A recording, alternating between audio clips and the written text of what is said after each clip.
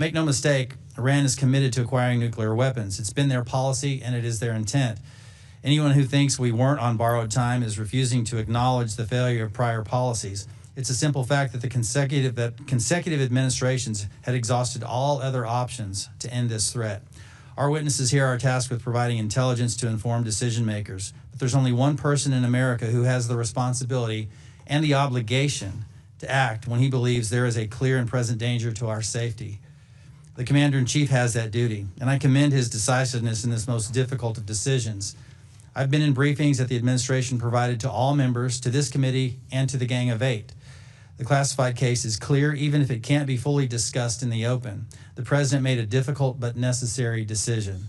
My Democrat colleagues have made it clear that they don't agree. What we shouldn't disagree on is that the United States has effectively been at war with the Iranian regime for the last 47 years. Death to America is not just a slogan on a t-shirt that you buy at Tehran International Airport or at the campus bookstore at Columbia University. It's their ethos and their policy. They are responsible for the deaths of countless Americans. I want to thank the many service members and intelligence officers involved in Operation Epic Fury for their selfless service. For those who have lost loved ones in this fight, please know that you are in our prayers, most sincerely. Your loved ones died in service to the United States of America. We honor them and you for their service. Freedom-loving people everywhere are thankful for their sacrifice. That said, there are a few other topics it's important for me to address. First, after 4 years of Biden's wide-open borders and anemic foreign policy, in just one short year, the Trump administration has secured our borders and reasserted America as a decisive leader that commands respect on the world stage. This administration has secured a stunning number of wins for the United States, including reasserting the importance of the Western Hemisphere and disrupting China's predatory Belt and Road activities in our neighborhood, negotiating a ceasefire in Gaza resulting in the freeing of the hostages held by the bloodthirsty Hamas terrorists, and working with our NATO partners to more than double their defense spending against pressing threats from CCP and Russia. I thank each of the witnesses here today for their parts in the reassertion of American leadership. Second, our role here is to both authorize your authorities and resources and oversee their implementation. One of those authorities is FISA 702, which expires in just over a month. The President is seeking an 18-month clean extension to provide more time to assess the implementation of the 56 reform measures included in the last reauthorization. I'm working with the ranking member, House leadership, and Judiciary Chairman Jordan to support that request. We look forward to an update from the panel today on compliance efforts, ERISA implementation, and mission value. Third, last year, I made clear my expectation that we would work together to end the weaponization of the intelligence community, improve analytic integrity, and fix our broken counterintelligence enterprise. Many in Congress and across our nation have lost trust in the intelligence community. While we have made progress, there's still much work that remains to be done. I hope to continue working with each of you to do the hard things necessary to protect American citizens while regaining their trust. I also remain committed to tackling the issues that allow hostile foreign powers to operate so effectively against us, including within the United States. Specifically, foreign intelligence threats targeting the United States now surpass levels seen at the height of the Cold War in both scale and complexity. These threats include cyber penetrations of critical infrastructure, U.S. government systems, and private sector innovators, as well as surveillance near sensitive military installations, intelligence collection against foreign dissidents living in the United States. Like in the Cold War, where conflict often gave way to irregular operations below the level of traditional warfare, today's adversary tactics have made the homeland a contested environment. We must properly resource and reform our nation's counterintelligence enterprise to meet that threat. We must transform our approaches in order to confront adversarial intelligence services at scale, driving back operational activities in the homeland and forcing our adversaries to rethink their risk calculus for operating in the United States. Unfortunately, in recent years, the counterintelligence enterprise lost a significant amount of credibility with the American people due to the actions of those involved in cases like Crossfire Hurricane and Arctic Frost. For our intelligence community to best serve America, the CI community and the larger IC must stay out of domestic policy debates and focus on unrelenting, aggressive mission execution. For our intelligence community to best serve America, the CI community and the larger IC must stay out of those debates. Director Gabbard, I want to particularly commend your efforts in this space. Specifically, I want to thank you and President Trump for working with us to declassify the HPSI Majority Staff Report on the 2017 Intelligence Community Assessment on Russian Plans and Intentions in the 2016 election. The majority staff report, which had been kept from the American people for 8 years, proves that the 2017 ICA, the public genesis of the Russia collusion hoax, was a politicized document. Its key assessment on Putin's hopes for the 2016 election was built on, at best, abysmal analytic tradecraft, and at worst, willful political charged intentions. This was a necessary act of transparency to begin the process of rebuilding trust with the American people and the IC. But please know the challenges facing each one of you that are testifying here is not lost on this committee. Getting a large ship back on the right course is never easy. The task can certainly be challenged by unforeseen obstacles and obstructions. You know you are doing something right when all the weapons in the media's arsenal are pointed directly at you. Thank you all for pressing forward. We can walk and chew gum at the same time, and we must. We must have our IC as aggressive as ever in pursuing its mission while holding those accountable who participated in its misuse. I thank each of you for doing this and encourage you to all keep moving on both fronts. Finally, now I want to speak to our remarkable IC workforce. I'm immensely proud of the incredible work that you do, especially over the last year, to support critical military intelligence and law enforcement operations. From Operations Midnight Hammer, Absolute Resolve, Southern Spear, and Epic Fury, to the many other operations you've conducted in the shadows with no fanfare, Americans will never be able to fully appreciate all you do to protect this nation. I think I can speak for the entire committee when I say we extend our deepest gratitude. America truly has the best of the best in our ranks. It's for this primary reason I would like to address the House Intelligence Committee's ongoing investigation into the intelligence community's mishandling of anomalous health incidents, also known as Havana Syndrome, and the mistreatment of AHI survivors. I'm aware of the drastic increase in media reporting around this issue, and I'd like to first reiterate the committee's commitment to releasing additional unclassified information. Our team has worked diligently to conduct this investigation with the utmost integrity, and we cannot be driven by outside timelines. I commit to the workforce to release additional reports as appropriate. Put simply, it's my clear opinion that individuals in the intelligence community were involved in a cover-up, manipulating intelligence processes in a breach of Intelligence Community Directive 203 to provide a desired outcome rather than a forthright analysis to inform decision makers. Our investigation, the vast majority of which remains appropriately classified, continues to show that the intelligence community assessment was constructed upon flawed analytic tradecraft. This includes the use of study results from the National Institutes of Health that were manufactured through highly unethical means and in collaboration with individuals working for the CIA. ICAs carry a great deal of weight. While typically classified, the impact is increased exponentially when declassified and released as part of public messaging effort, as was done with the AHI ICA. As I have repeatedly stated since December of 2024, the AHI ICA and its follow-on updates caused real, serious harm to some of our nation's bravest. Last month, I called for its immediate recall, and I reiterate my position today. According to recent media reporting, Director Gabbard, your office has said your review of the ICA will be, quote, comprehensive and complete, end quote, and that you remain committed to sharing findings from your review with the American people. Thank you for that. And separately, Director Ratcliffe, your team is also quoted in recent media reporting saying that you support the OD&I review and look forward to the report. Thank you so much for that, Director. I thank both of you for your commitment to this review's completion and publishing. This issue is complex, and the underlying facts are not as simple as often portrayed in the public. No fully informed analysis will make everyone happy. That said, today I call for this review to be provided to the committee and strongly urge you to release the public whatever portion of this review can be made unclassified. This is vital to rebuilding trust moving forward. I want to thank our witnesses again for being here today. And with that, I want to recognize the distinguished ranking member, Mr. Himes, for his opening statement.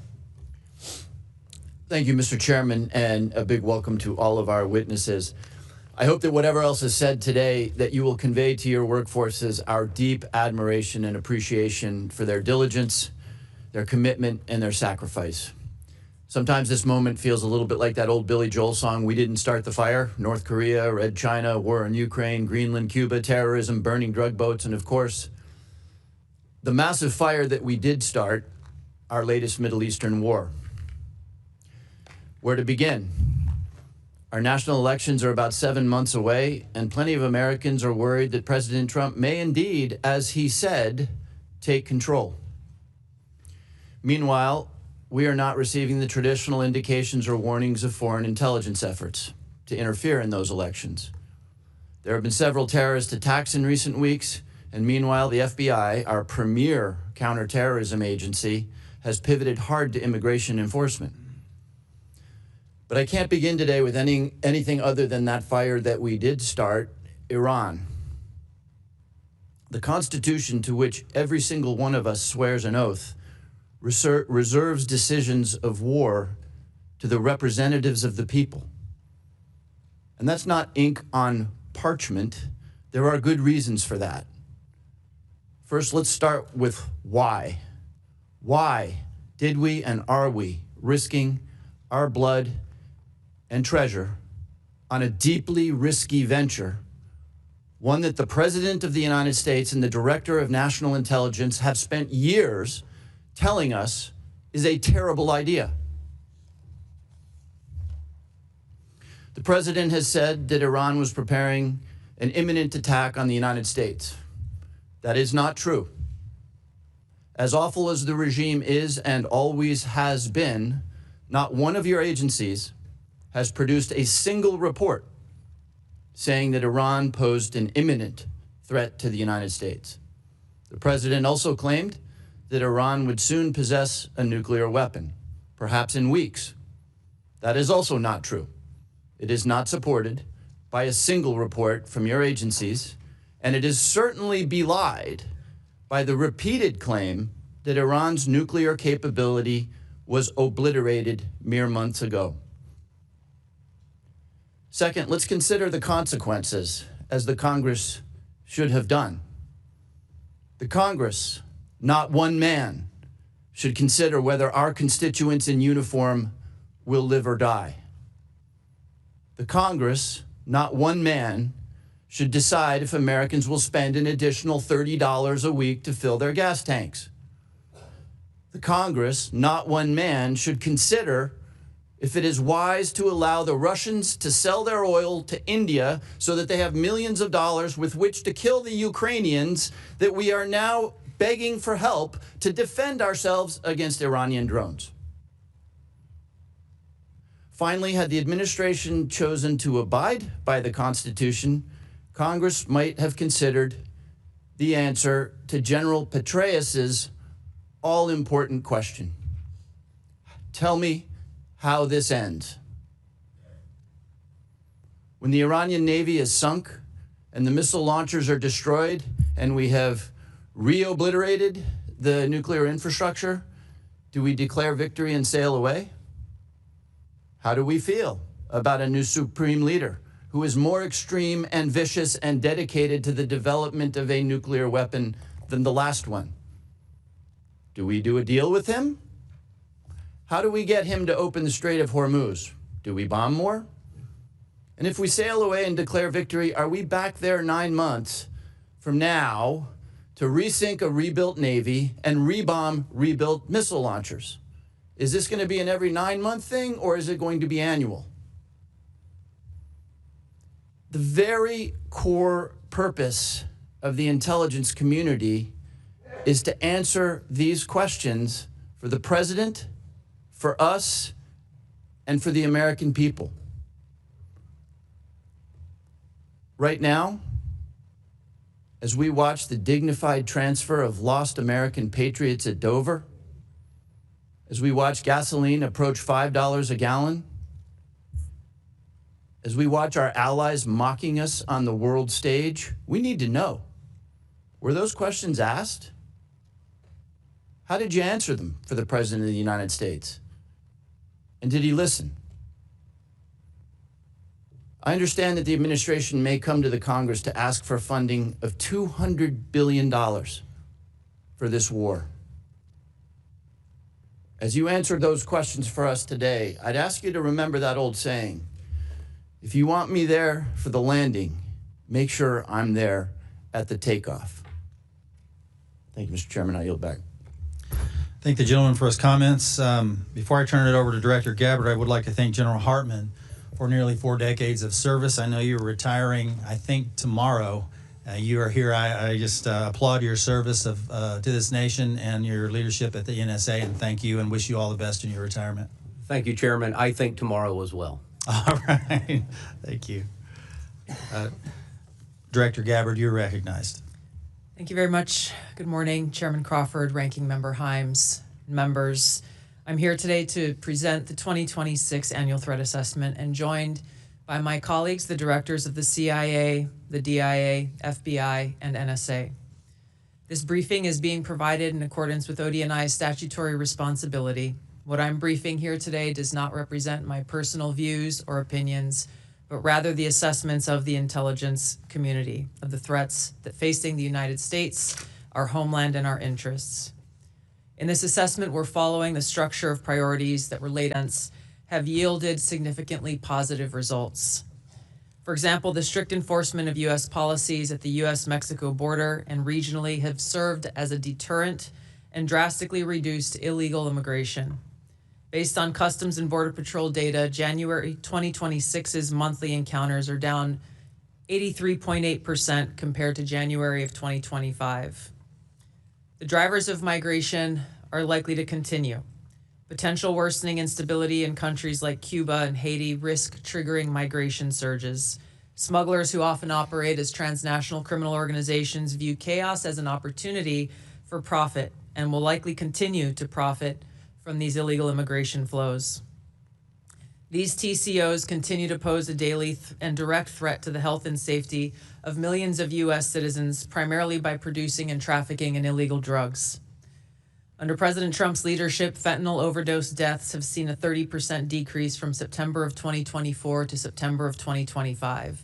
His aggressive efforts to more directly and actively target these transnational criminal organizations and reduce the inflow of fentanyl precursors has already had a significant impact, which is likely to continue.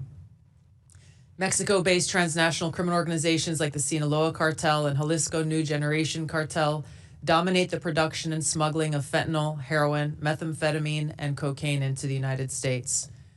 Colombia-based TCOs and illegal armed groups like the Revolutionary Armed Forces of Colombia and the National Liberation Army are responsible for producing and trafficking large volumes of cocaine into the U.S. and European markets, with some indicators that they are now attempting to expand to the Asia-Pacific region. Colombia remains the world's largest producer of cocaine, and Colombian criminal groups have expanded their trafficking relationships with neighboring Ecuadorian and Brazilian gangs.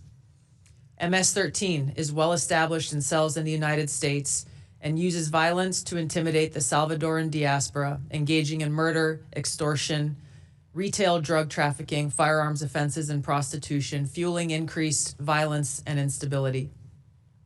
These and other TCOs present a very tangible and individualized risk of violent crime to everyday Americans and contribute to regional instability. As the president increases counter-drug and counter-cartel pressures, they are likely to seek ways to try to adapt their operations, including shifting and decentralizing production locations and trafficking routes and methods.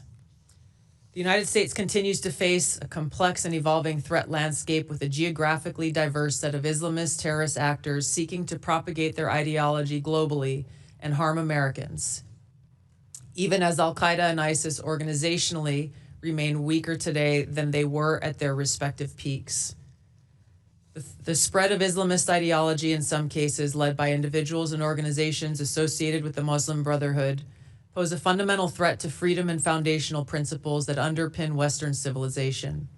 These Islamist groups and individuals use this ideology for recruiting and financial support for terrorist groups and individuals around the world, and to advance their political objectives of establishing an Islamist caliphate which governs based on Sharia. There are increasing examples of this in various European countries. President Trump's designation of certain chapters of the Muslim Brotherhood as foreign terrorist organizations is a mechanism to secure Americans against this threat. In response to setbacks of their capabilities of conducting large-scale complex attacks, the IC assesses that Islamist terrorist groups have shifted towards focusing on executing information operations to spread propaganda and inspire or enable individuals located in or with access to the West. U.S. counterterrorism operations are ongoing, primarily in Iraq, Somalia, Yemen, and Syria, and have removed key terrorist leaders and operatives, degrading the ability of Al-Qaeda and ISIS to quickly reconstitute its leadership and launch large-scale attacks against the homeland. Strict U.S. border enforcement measures and increased deportations of individuals with suspected links to Islamist terrorists have reduced access to the homeland and removed some potential sources of future terror attacks. Since January, U.S. officials have only had a handful of encounters at our borders with individuals associated with terrorist groups. This is a positive trend. However, our interagency coordinated efforts to identify, locate, and remove known or suspected terrorists who are already in the U.S. continues with vigilance. In 2025, there were at least 3 Islamist terrorist attacks in the U.S. Law enforcement disrupted at least 15 U.S.-based Islamist terrorist plotters. Roughly half of last year's disrupted plotters had some online contact with Islamist terrorists inspired by Islamist foreign terrorist organizations abroad. Al-Qaeda and ISIS pose the biggest threat to U.S. interests overseas in parts of Africa, the Middle East, and South Asia, where these groups operate. In the Middle East, AQAP in Yemen, ISIS-K in South Asia, and ISIS in Syria are among the most likely groups conducting external plotting. ISIS in Syria specifically is likely seeking to rebuild its ranks, expand support networks, and solicit funds by re-engaging with and recruiting from the likely hundreds of ISIS detainees and thousands of ISIS-linked women and children who escaped or were released from prisons and displaced persons camps. Meanwhile, state actors present a risk broader in scope by seeking new capabilities in kinetic and cyber warfare. The U.S. secure nuclear deterrent continues to ensure safety in the homeland against strategic threats. However, the IC assesses that Russia, China, North Korea, Iran, and Pakistan have been researching and developing an array of novel, advanced, or traditional missile delivery systems with nuclear and conventional payloads that put our homeland within range. The IC assesses that threats to the homeland will expand collectively to more than 16,000 missiles by 2035, from the current assessed figure of more than 3,000 missiles. The IC assesses that China and Russia are developing advanced delivery systems meant to be capable of penetrating or bypassing U.S. missile defenses. North Korea's ICBMs can already reach U.S. soil. The IC assesses that it is committed to expanding its nuclear arsenal. Pakistan's long-range ballistic missile development potentially could include ICBMs with range capable of striking the homeland. The IC assesses that Iran has previously demonstrated space launch and other technology it could use to begin to develop a militarily viable ICBM before 2035, should Tehran attempt to pursue the capability. However, these assessments will be observed and updated as the full impact of Operation Epic Fury's devastating strikes on Iran's missile production facilities, stockpiles, and launch capabilities is determined. Shifting to the cyber domain, the IC assesses that China, Russia, Iran, North Korea, and non-state ransomware groups will continue to seek to compromise U.S. government and private sector networks, as well as critical infrastructure, to collect intelligence and create options for future disruption and for financial gain. The IC assesses China and Russia present the most persistent and active threats and are continuing R&D efforts. North Korea's cyber program is sophisticated and agile. In 2025 alone, North Korea's cryptocurrency heist probably stole $2 billion, which is helping to fund the regime, including further development of its strategic weapons program. Financially or ideologically motivated non-state actors are becoming more bold, with ransomware groups shifting to faster, high-volume attacks that are harder to identify and mitigate. Innovation in the field of artificial intelligence will likely accelerate the threats in the cyber domain. It will increasingly shape cyber operations, with both cyber operators and defenders using these tools to improve their speed and effectiveness. For example, in August of 2025, cyber actors used an AI tool to conduct data extortion against international government, healthcare, and public health emergency service sectors and religious institutions. Shifting to the Arctic, the IC assesses that Russia, and to a lesser extent China, aim to strengthen their presence in the region through increased maritime trade, natural resource extraction, and military activity. Russia, which has the longest coastline in the Arctic, has long sought recognition of its quote-unquote polar great power status and is deploying more military forces and building new permanent infrastructure. China, though not an Arctic country, is engaged in more limited efforts in the region to advance its strategic and economic interests.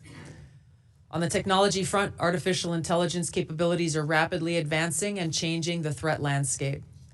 As this is a defining technology that enables computers and machines to simulate human learning, comprehension, problem solving, creativity, and autonomy, it'll be critical to ensure that humans remain in control of how AI is used and of the machines that may threaten to autonomously violate the interests of the American people across all domains. The IC assesses that China is the most capable competitor in this field and aims to displace the US as the global AI leader by 2030. AI adoption at scale across the spectrum of usage poses serious risks. AI has the potential to aid in weapons and systems design and has been used in recent conflicts to influence targeting and streamline decision-making, underscoring the risk and likely threats that could manifest on the battlefield. Early developers in quantum computers will give countries an extraordinary technological advantage over others to quickly process national security information and break current encryption methodology used to protect sensitive finance, healthcare, and government information. The global security landscape is volatile and complex, with armed conflict growing more common and posing potential threats against U.S. interests. The space domain is becoming increasingly contested, with China and Russia developing counter-space capabilities to challenge U.S. space efforts. The threat of nuclear proliferation and advancing chemical and biological warfare capabilities continues to grow. Turn now to the Western Hemisphere, where flagging economies, high crime rates, pervasive organized crime, migration flows, corruption, and narcotics trafficking present a broad spectrum of risks to U.S. interests, and where strategic competitors seek to gain greater influence in the region. The IC assesses that Latin America and the Caribbean almost certainly will see hotspots of volatility in the coming year, with the potential to undermine or distract some countries from improving economies and living conditions and tackling illicit drug flows and cartels. The U.S.-Mexico-Canada Agreement review in 2026 will likely increase uncertainty in many Latin American countries, especially those that rely on Mexico as an export destination for intermediate goods for manufacture and onward export to the U.S. China, Russia, and Iran are seeking to sustain economic, political, and military engagement with Latin America. The IC assesses that China's demand for raw materials is likely to drive continued economic outreach, while Russia likely wants to expand its current security and diplomatic ties with Cuba and Nicaragua. The IC assesses that China aims to elevate its own political, economic, military, and technological power to increase its own regional positioning, global influence, and to fend off threats to their interests. While there are challenging areas where interests diverge, President Trump's diplomatic engagements with President Xi have enabled progress on areas where mutual interests align. The IC assesses that China continues to rapidly modernize its military forces across all domains in pursuit of its goal to achieve world-class status by mid-century. This includes building a force with the aim of being capable of deterring U.S. and allied forces in the region, and to achieve their stated objective of having the capability to seize Taiwan by force if necessary. However, the IC assesses that China likely prefers to set the conditions for an eventual peaceful reunification with Taiwan short of conflict. An increasingly confident North Korean regime remains a source of concern regionally and globally.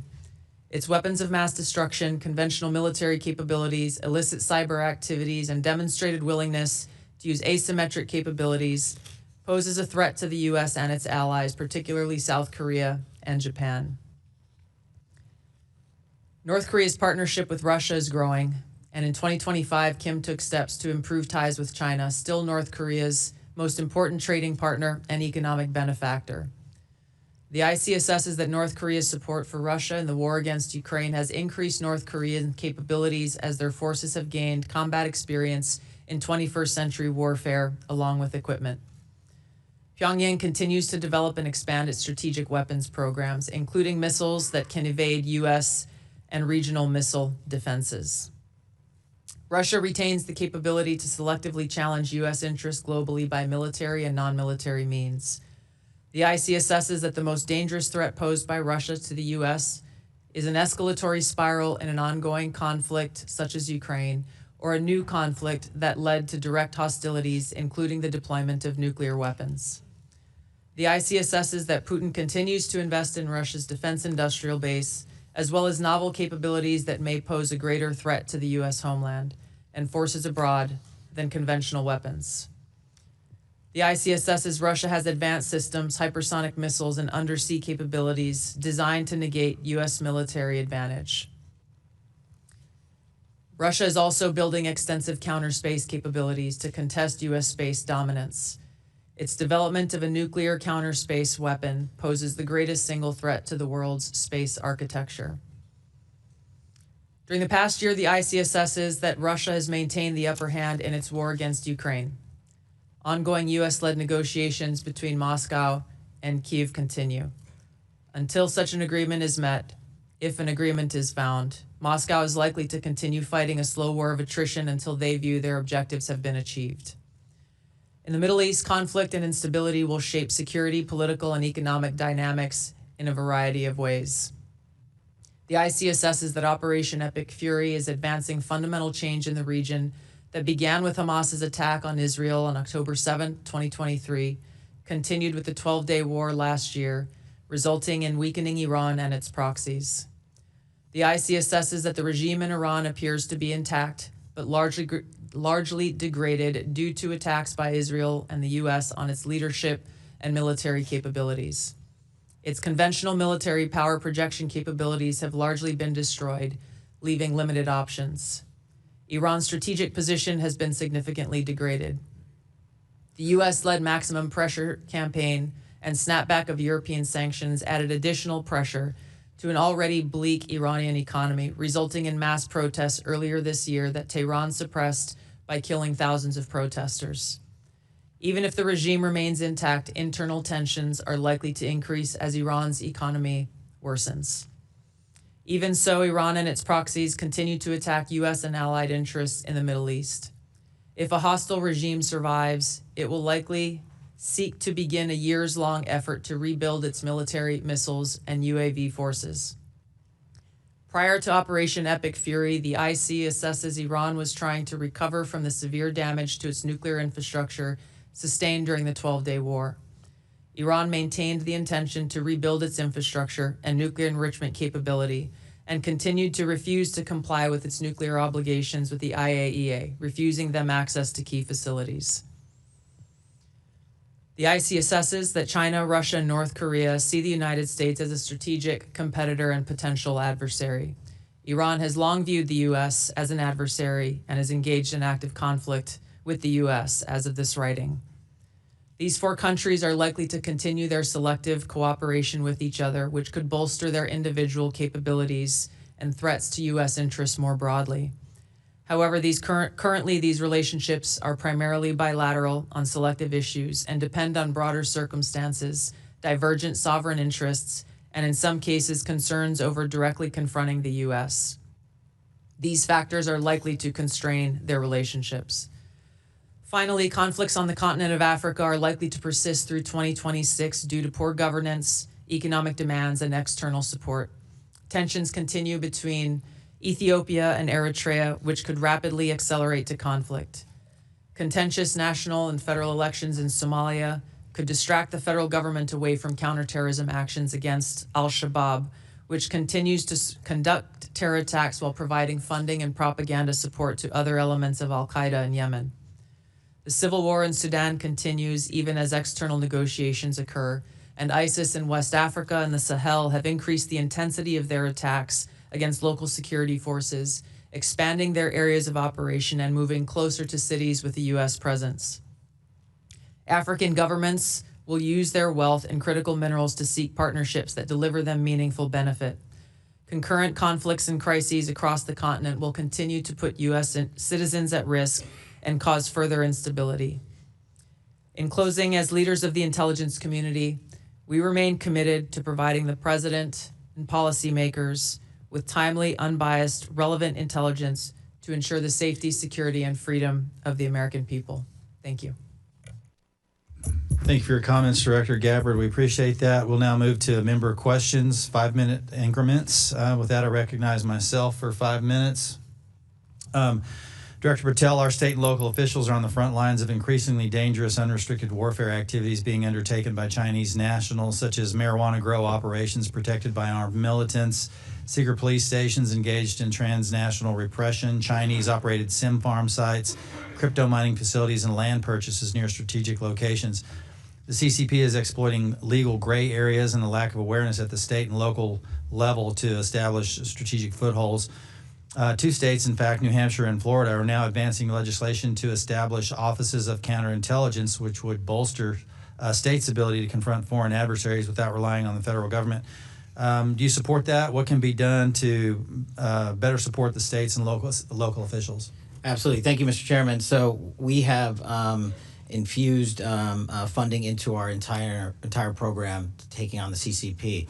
And while we are well versed in the fact that we have our capabilities with folks like CFIUS when it comes to the purchases of land around military bases, that only extends 1 mile under the current law. So the FBI had to get creative. So what we did was directly engage with our state and local partners. And I'll give you 2 examples. A 400-acre farm in the state of Texas was owned by a CCP official, but because he was outside the reach of the CFIUS law, the FBI executed a unlawful possession of firearms, a criminal complaint, and received it. We seized the land in its entirety, and that CCP national is back in mainland China, and we are working to get him back here. In another example, off the coast of Louisiana, we worked with Governor Landry's team on drilling sites off the coast of Louisiana because, again, they were outside the whole of CFIUS in the 1 mile radius.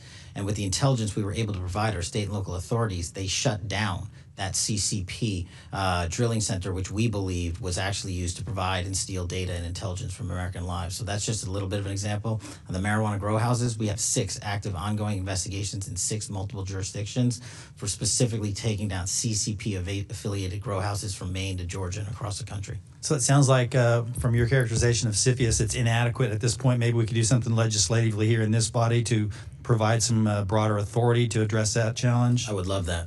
Okay, great, excellent, thank you. Director Ratcliffe, in January 2021, in your role at D&I as the director, you sent this committee a letter outlining your concerns about an intelligence community assessment in which, among other things, analysts tailored their analysis towards a preferred policy outcome. CIA management pressured analysts to withdraw their support from an alternative viewpoint, and the full body of intelligence reporting wasn't considered. Now, in your role as CIA director, you have retracted several reports for political bias and not meeting IC analytic standards, that's good progress. Retracting faulty reporting is a critical step, but I remain concerned about that it maybe doesn't get to the root of the problem. How many analysts were involved in the products you recently retracted? I don't know the specific number, Chairman. What remediation actions have taken place as a result? Well, I've made the focus of, as you pointed out, both as DNI and now as CIA director, focused on the importance of analytic objectivity.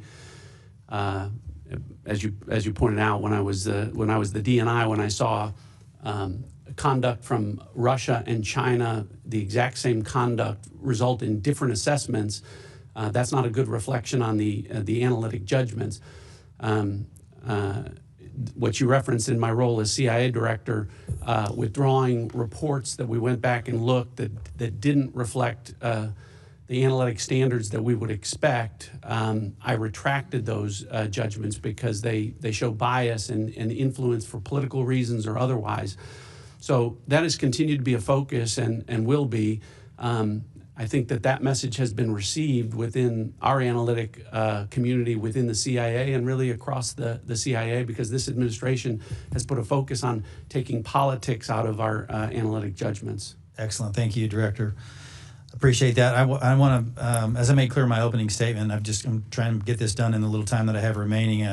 The intelligence community assessment on AHI is deeply flawed. And I've called for its recall immediately to start for a fresh start, similar to my question in last year's session. But I'd like to get a yes or no answer from each of you on whether you agree this ICA should be retracted. Director Gabbard? Yes. Director Ratcliffe? Say it again. The question AHI, ICA? Yeah, so for the ICA, I understand that Director Gabbard is reviewing that, and I've deferred all AHI investigations to her review. So, if in her judgment that is something that should be retracted, then I would agree with that. Then yes. Okay, Director Patel. Yes. Thank you, General Hartman Yes. and General Adams. Yes, sir. Thank you. I appreciate that. Thank you all for your responses. I'm going to recognize the ranking member for 5 minutes. Thank you, Chairman. Director Gabbard, as was well covered yesterday in January, you were present at the execution of an FBI warrant at the Fulton County, Georgia election office at the direction of the president and to all appearances in connection with the president's false claims about the 2020 election.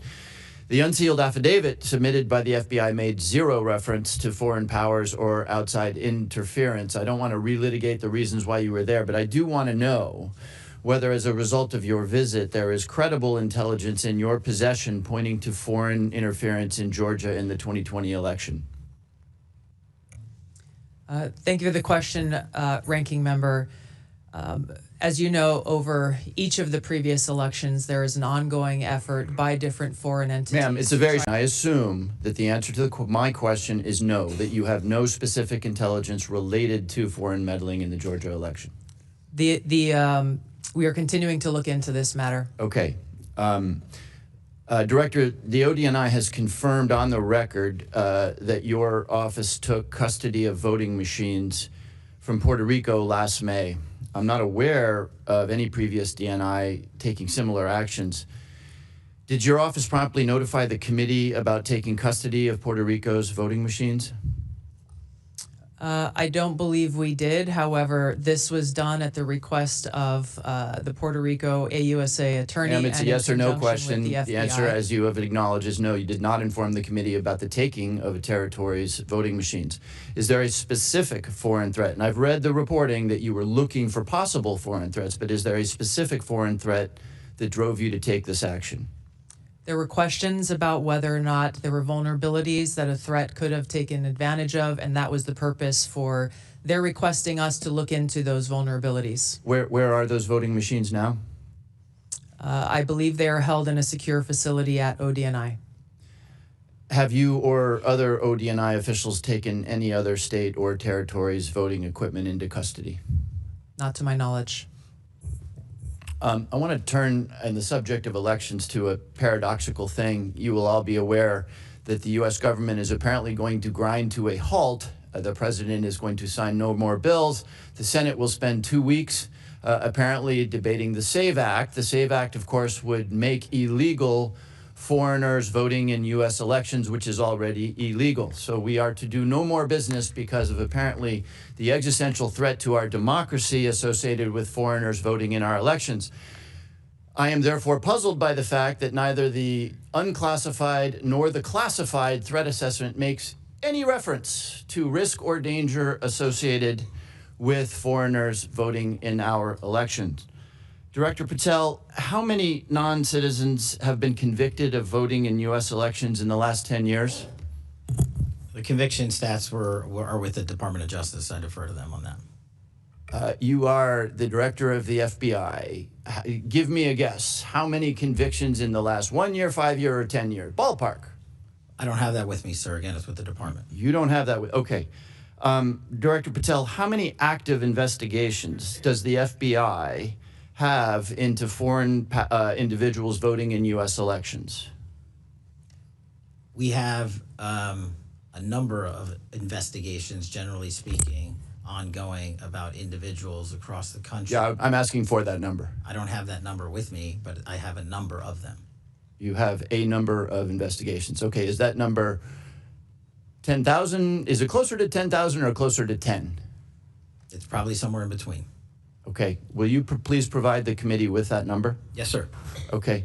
Director Patel, since you don't have the numbers, would it surprise you to know that the Heritage Foundation, which is not exactly the Columbia University Faculty Lounge, found only 77 instances of non-citizen voting in the 24 years between 1999 and 2023, each of which faced investigation by the appropriate authorities. So Heritage has a number of 77 examples in 24 years. Does that number surprise you?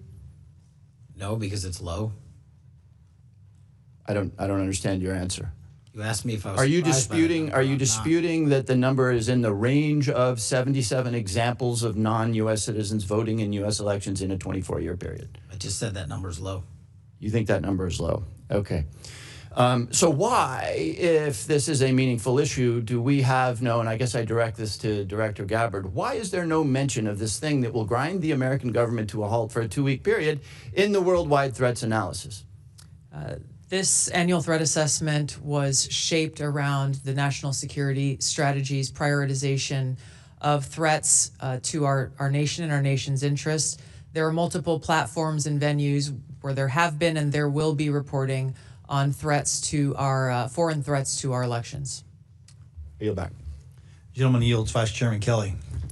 I'd first just like to say, Director Gabbard, you being in Georgia was a part of your duties as DNI to make sure that our elections remain safe, secure, and free from every type of influence. That was why you were there. Is that correct? Yes. Okay. I would argue, I want to talk about some of the points about the strikes on Iran, the current attacks, Epic Fury. And I would state that not only are there imminent threats from Iran, but there are actual threats. And I've been on the receiving end of those threats. I was in Iraq in 2005, where Iranian-based and manned and equipped units attacked American soldiers, including me, multiple times. I will also tell you I went back in 9 and 10, where EFPs developed by the Iranians struck my soldiers and our equipment. I would tell you the Houthis have continued to strike Saudi Arabia. I will tell you Hamas and Hezbollah has continued to strike throughout the Middle East. And although we're not in an armed services hearing, we had that yesterday. But I will tell you, because we took out their ballistic missiles and their ability to defend from the air, that Europe is no longer under threat from Iran, who showed they will strike everyone that they can by striking all of their Arab neighbors in Azerbaijan and Turkey and everywhere else.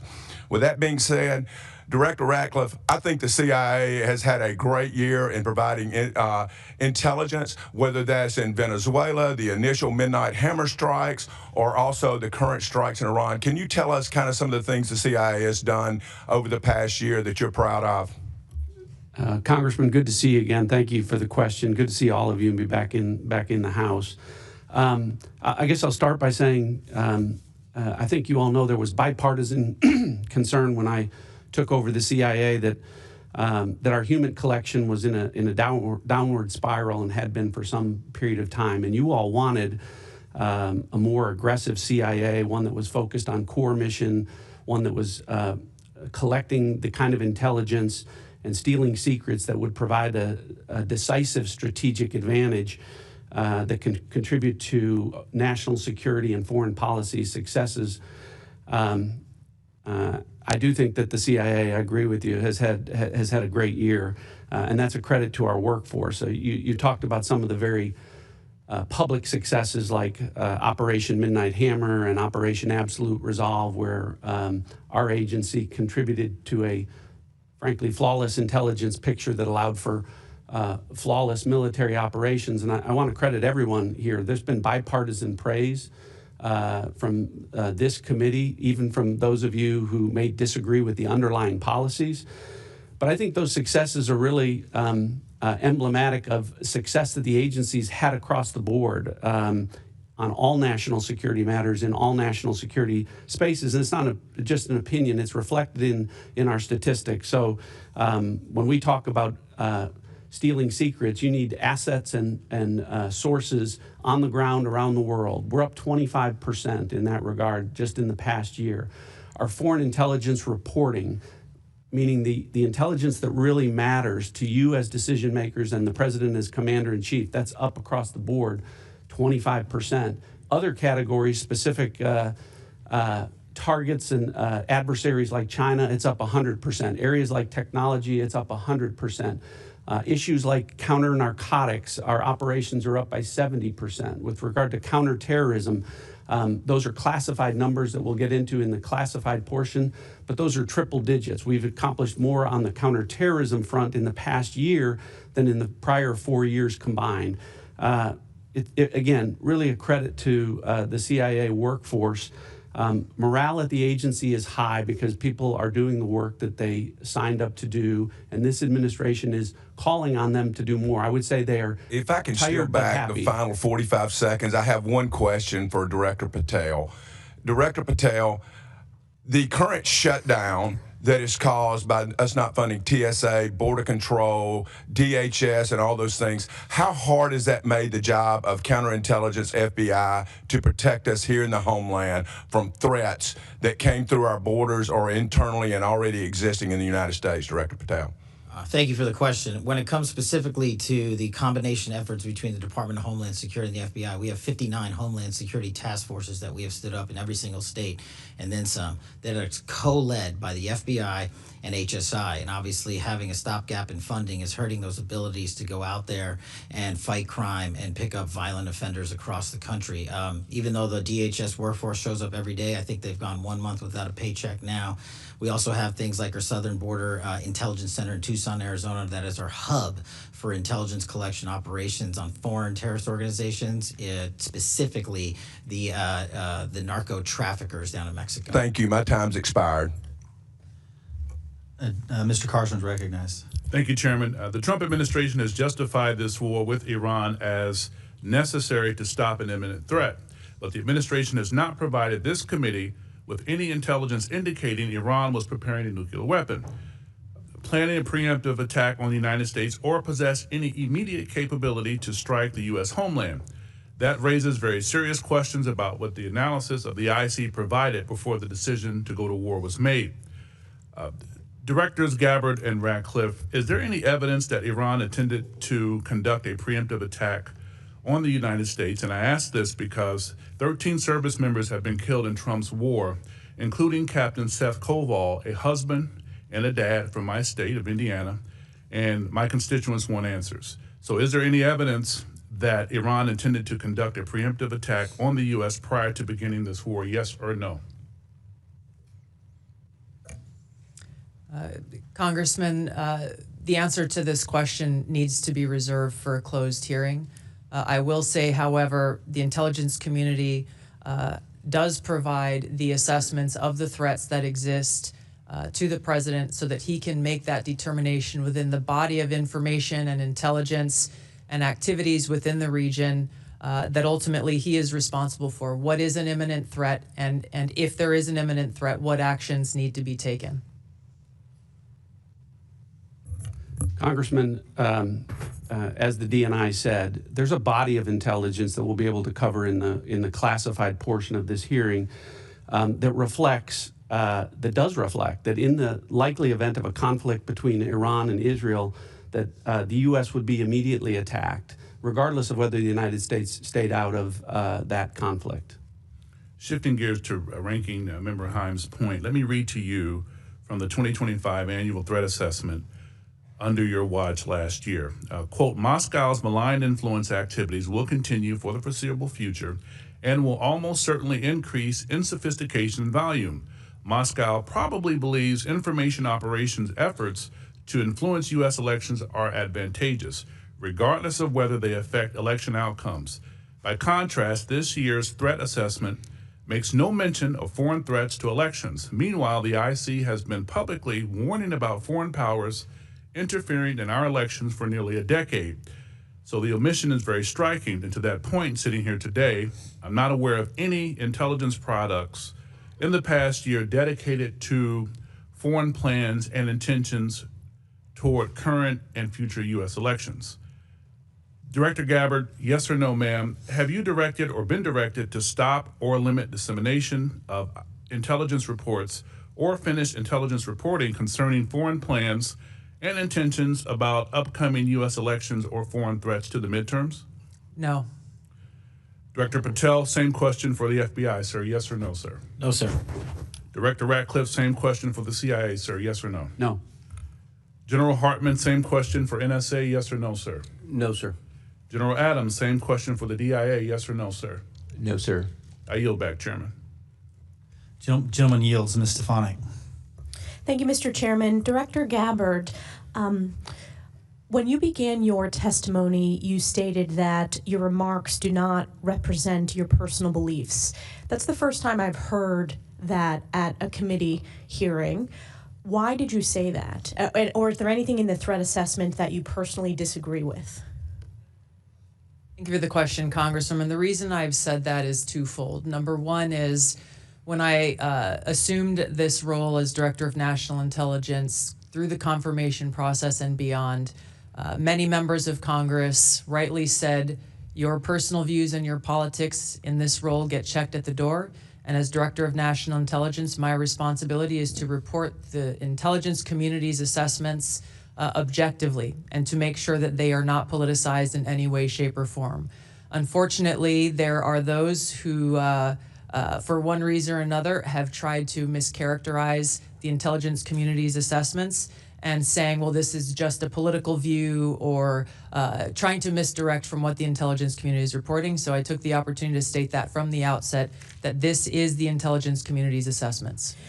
Thank you. I also wanted to ask this because this week there was a high-profile resignation of Director of National Counterterrorism Center. Now, I want to be clear from the outset. I've communicated directly with President Trump my support for Operation Epic Fury, and I was very not only disappointed, but how inappropriate this letter was. And I want to read a statement that and get your personal assessment, whether you agree or disagree with that. And that's this. Early in this administration, high-ranking Israeli officials and influential members of the American media deployed a misinformation campaign that wholly undermined your America First platform and pro-war sentiments to encourage a war with Iran. This echo chamber was used to deceive you into believing that Iran posed no imminent threat to the United States and that you should strike now. There was a clear path to a swift victory. This was a lie and is the same tactic the Israelis used to draw us into a disastrous Iraq war. Now, I cannot say how much I disagree with that statement. Do you agree or disagree with what this letter was put out by former Director Kent? He said a lot of things in that letter. Ultimately, we have provided the president with the intelligence assessments, and the president is elected by the American people and makes his own decisions based on the information that's available to him. But do you agree with, does that statement he made, blaming Israel, concern you? Yes.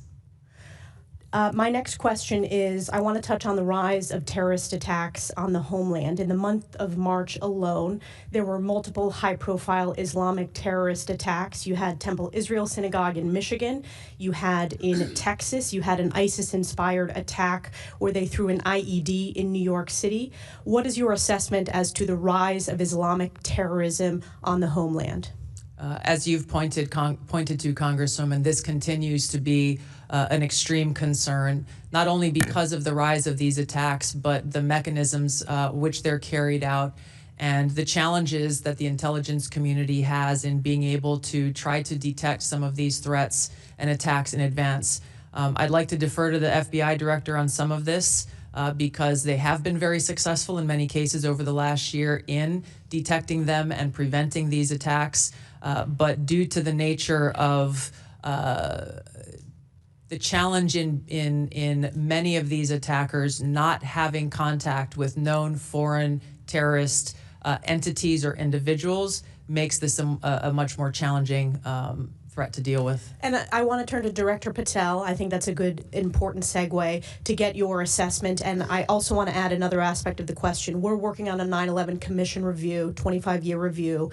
What other tools do you need to make sure that we are able to have the most robust, effective CT efforts? Yeah, thank you, Congresswoman. Just real quick, so last year we had 2,300 arrests related to foreign terrorist organizations. We had 700 counterterrorism arrests, and the FBI had 640 counterterrorism disruptions where we stopped attacks on the homeland. Specifically in December, we stopped 4 in an 18-day span. What I need is specifically highlighted in the Norfolk attack. In Norfolk, an individual who was convicted of terrorism and sentenced based upon that conviction, should have still been in prison. The Department of Justice in the first Trump administration sought a sentence of 240 months. The judge in that case downward departed and gave a variance to nearly half that sentence. If that had not occurred, that individual would still be in prison and a member of our uniformed military service would still be alive. I want to work with the legislature to figure out how to increase the sentencing for convicted terrorists and also work on the denaturalization process for someone who should not be in this country who wants to attack and kill American citizens and American service members. Thank you. Yield back. Gentleman yields. Mr. Castro. Thank you. Thank you, Chairman, and thank you all for your testimony today. I want to start with a question about Iran and discuss first how the war began. Secretary Rubio told us that Israel was going to strike Iran regardless, and that doing so would have triggered Iranian retaliation against U.S. forces already in the region. And Director Ratliff, you seem to affirm that in comments just a few moments ago. So rather than tell Israel to stand down, the president joined the war. The Congress and the American people still don't know what the president's actual goals are. And yet, we have lost 13 U.S. service members. But here's what we do know. The president has said that he wants a deal. He said Iran wants to make a deal and that he's not ready because, quote, the terms aren't good enough yet. Yet, they just killed Ali Larijani, the de facto leader of Iran, who, while not a friend of the United States, would have been the person to negotiate any agreement with. The president explicitly said that the United States did not strike Iran's energy infrastructure because, in his words, having to rebuild it, quote, would take years. Yet this morning, Israel struck the South Pars gas field, the world's largest natural gas reserve, triggering Iranian attacks on Qatari gas facilities. Oil prices are up 15% in the last 24 hours. In San Antonio, my hometown, where I represent, the cost of gas has gone up nearly 40% in 3 weeks. Last night, the president said that the United States knew nothing about the attack and called on Israel to stop similar attacks on energy. Israel denies this and says that the attack was cleared by the United States. So my question is, what does the intelligence community assess Israel's goals in this war to be? And are those goals aligned with the goals of the United States?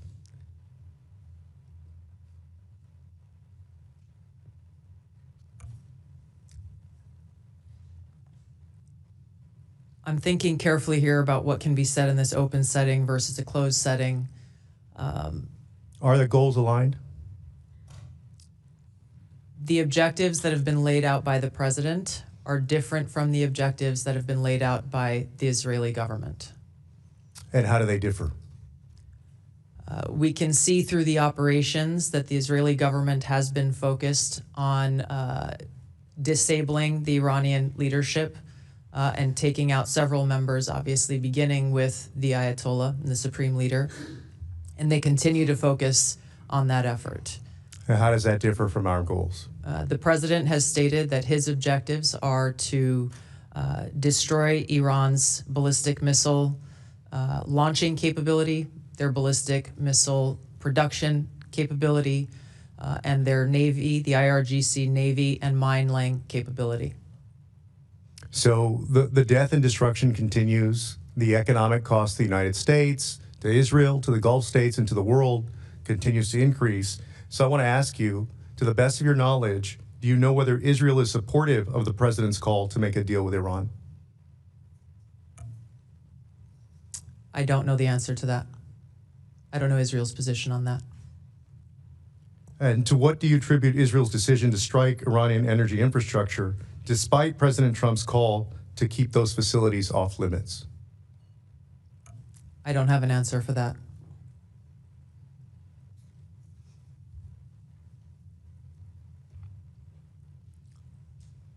So they ignored the president. Do you agree with that? I'm not privy to any of their deliberations or what went into their calculus in launching this or other attacks. We are not involved with in the operational element of this.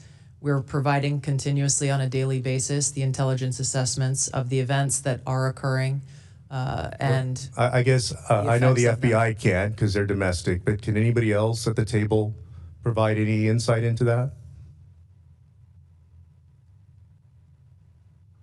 I guess I'm not sure what the question you're asking, Congressman Castro. I guess a couple of things. The goals that the president set out are clearly defined. The DNI related those. What was not included is a goal of the U.S. Well, Director, let me start with this. Let me start with this question. You asked what my question is. Let me reclaim my time, Director. Come on. Do you know why Israel decided to strike that infrastructure despite the fact that the president said it should be off limits? I wouldn't speak for Israel. What do you guys know? We're at war. What do you guys know?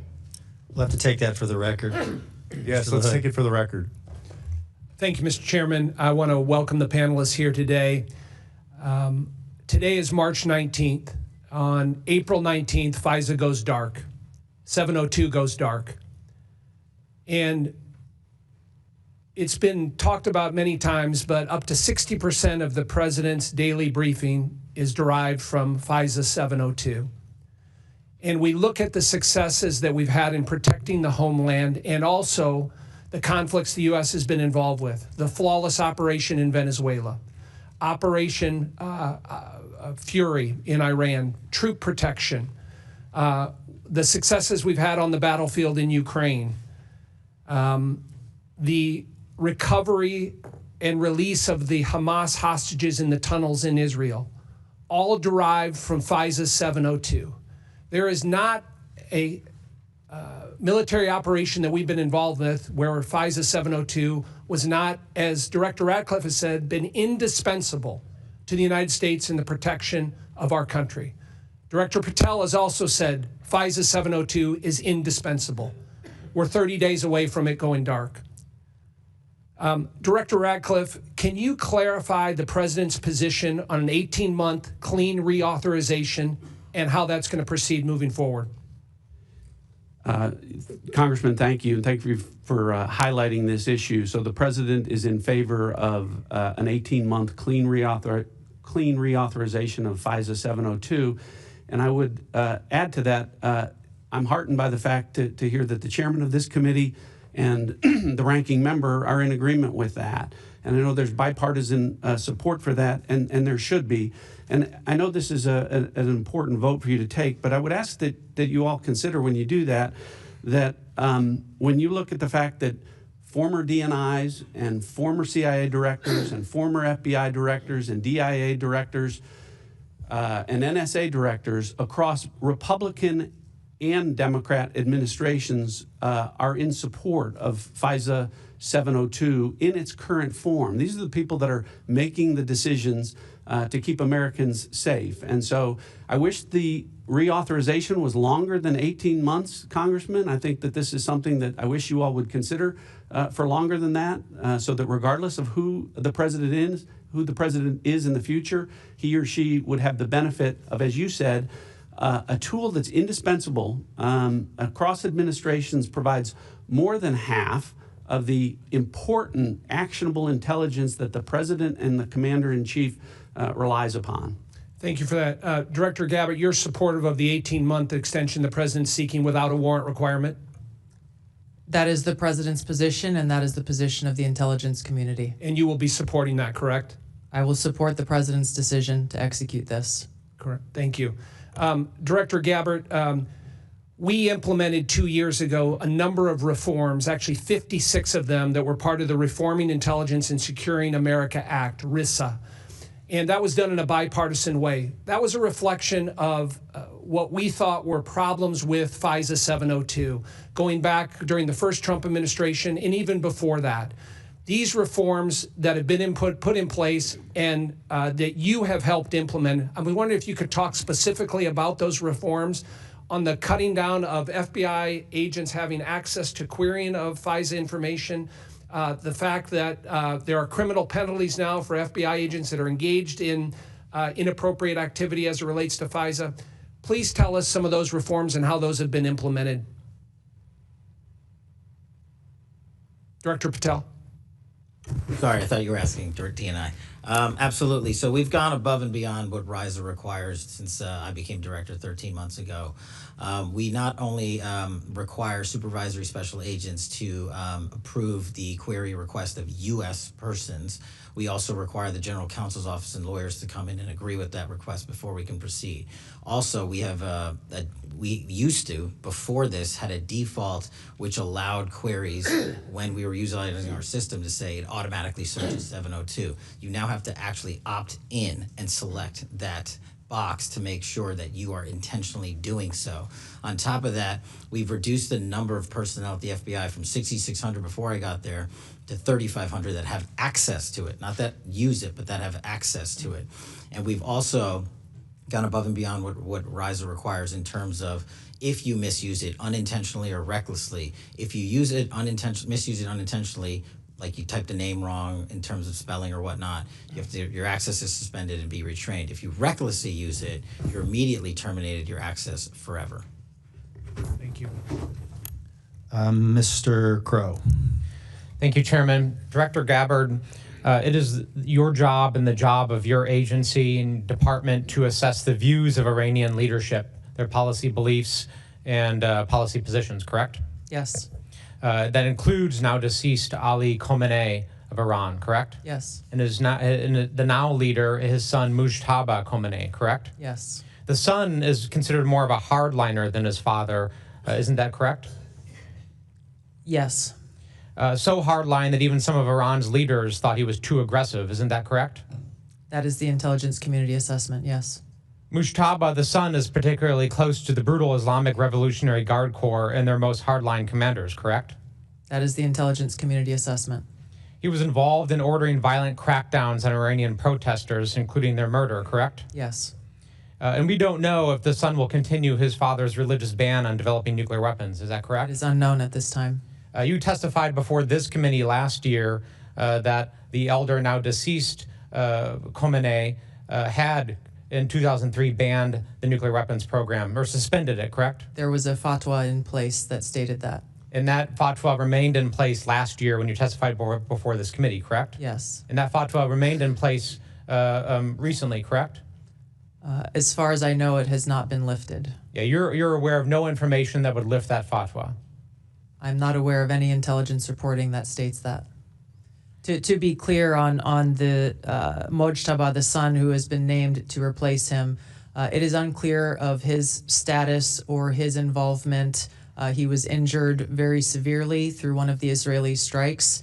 And so the decision-making is unclear about what's happening in the Iranian leadership. So it's unclear. So we're less certain of the positions of Iranian leadership and their intentions than we were 60 days ago, correct? That's an accurate assessment. Okay. One of your jobs is to create products assessing Iran and the threats it poses to the United States, correct?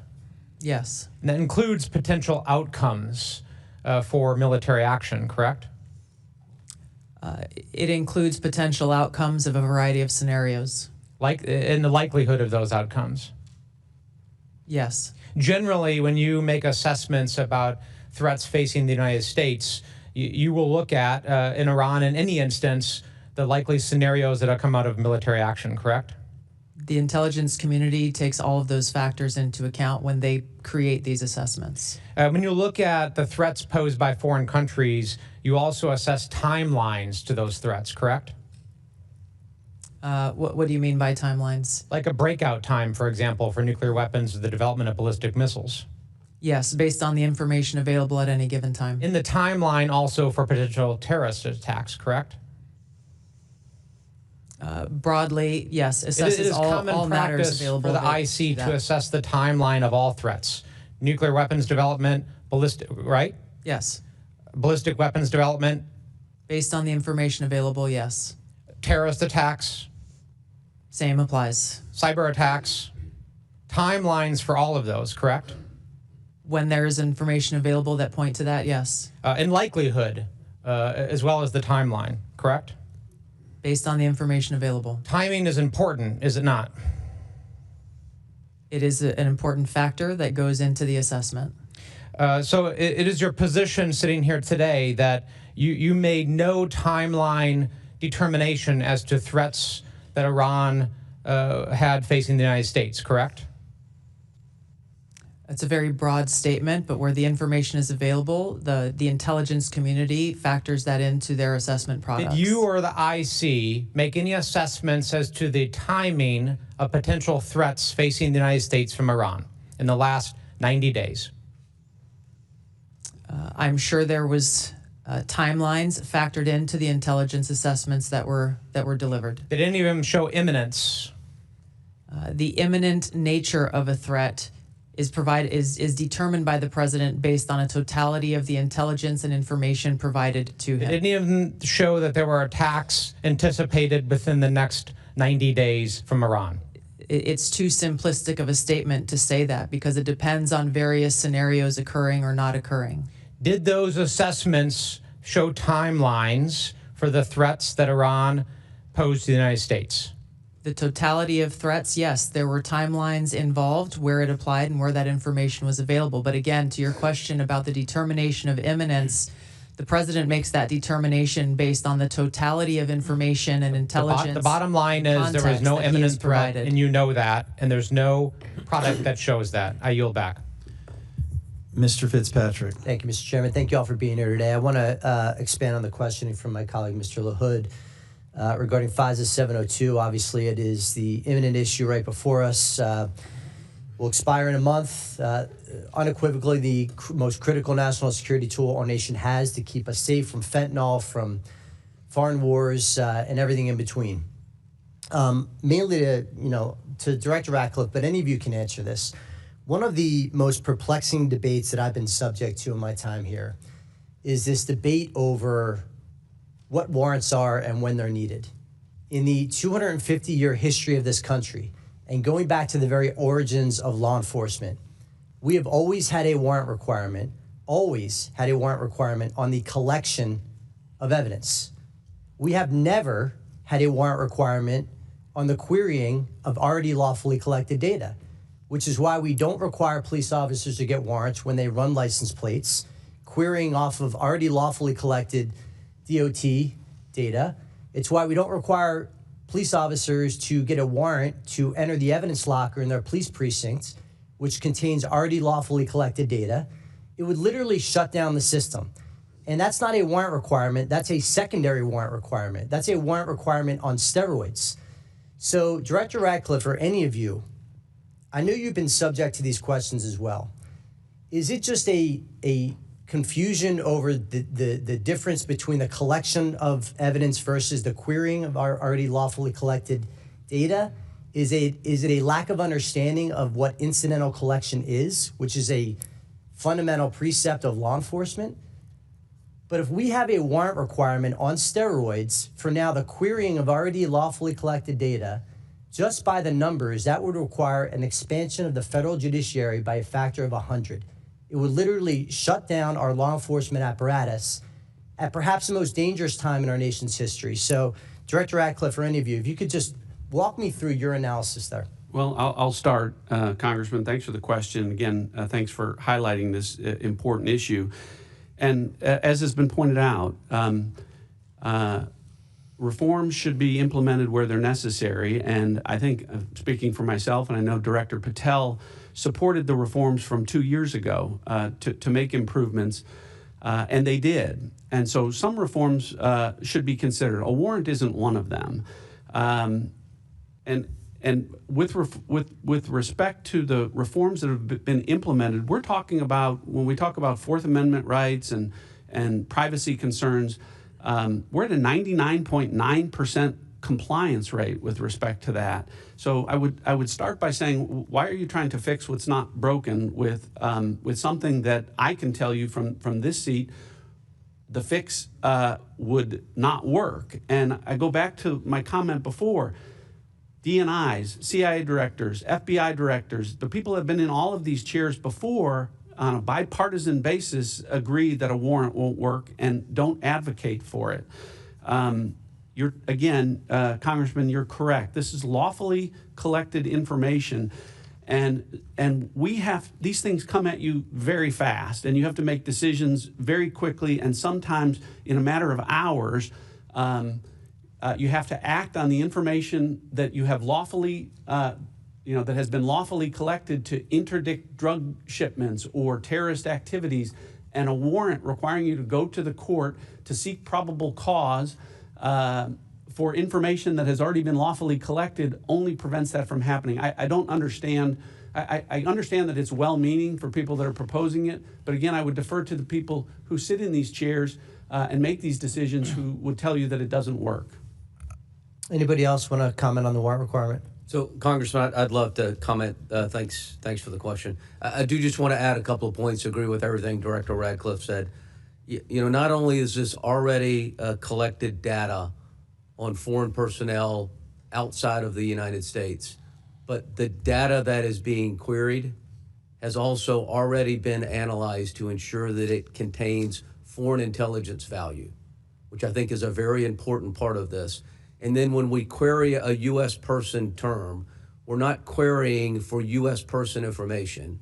We're querying for foreign intelligence that has already been evaluated at least once to contain foreign intelligence in the database that's being accessed. And then the final piece that I think is important is that both the FISC and the Department of Justice have established robust legal and compliance rules that we adhere to and that is audited by DOJ for every query that we make. Thank you. I yield back. Dr. Barra. Thank you, Mr. Chairman. Director Gabbard, we've known each other for a long time. We were both elected to Congress in 2012 and served together for a while. I may not have always agreed with your positions, but I respected the consistency of some of your positions. Director Gabbard, following the January 3rd, 2020 drone strike that killed Qasem Soleimani, you gave a speech on the House floor 6 days later, on January 9th, 2020. In this speech that is currently in the congressional record and available for anyone to view, you stated, quote, President Trump has committed an illegal and unconstitutional act of war, pushing our nation headlong into a war with Iran without any authorization from Congress. A war that would be so costly and devastating, it would make our wars in Iraq and Afghanistan look like a picnic.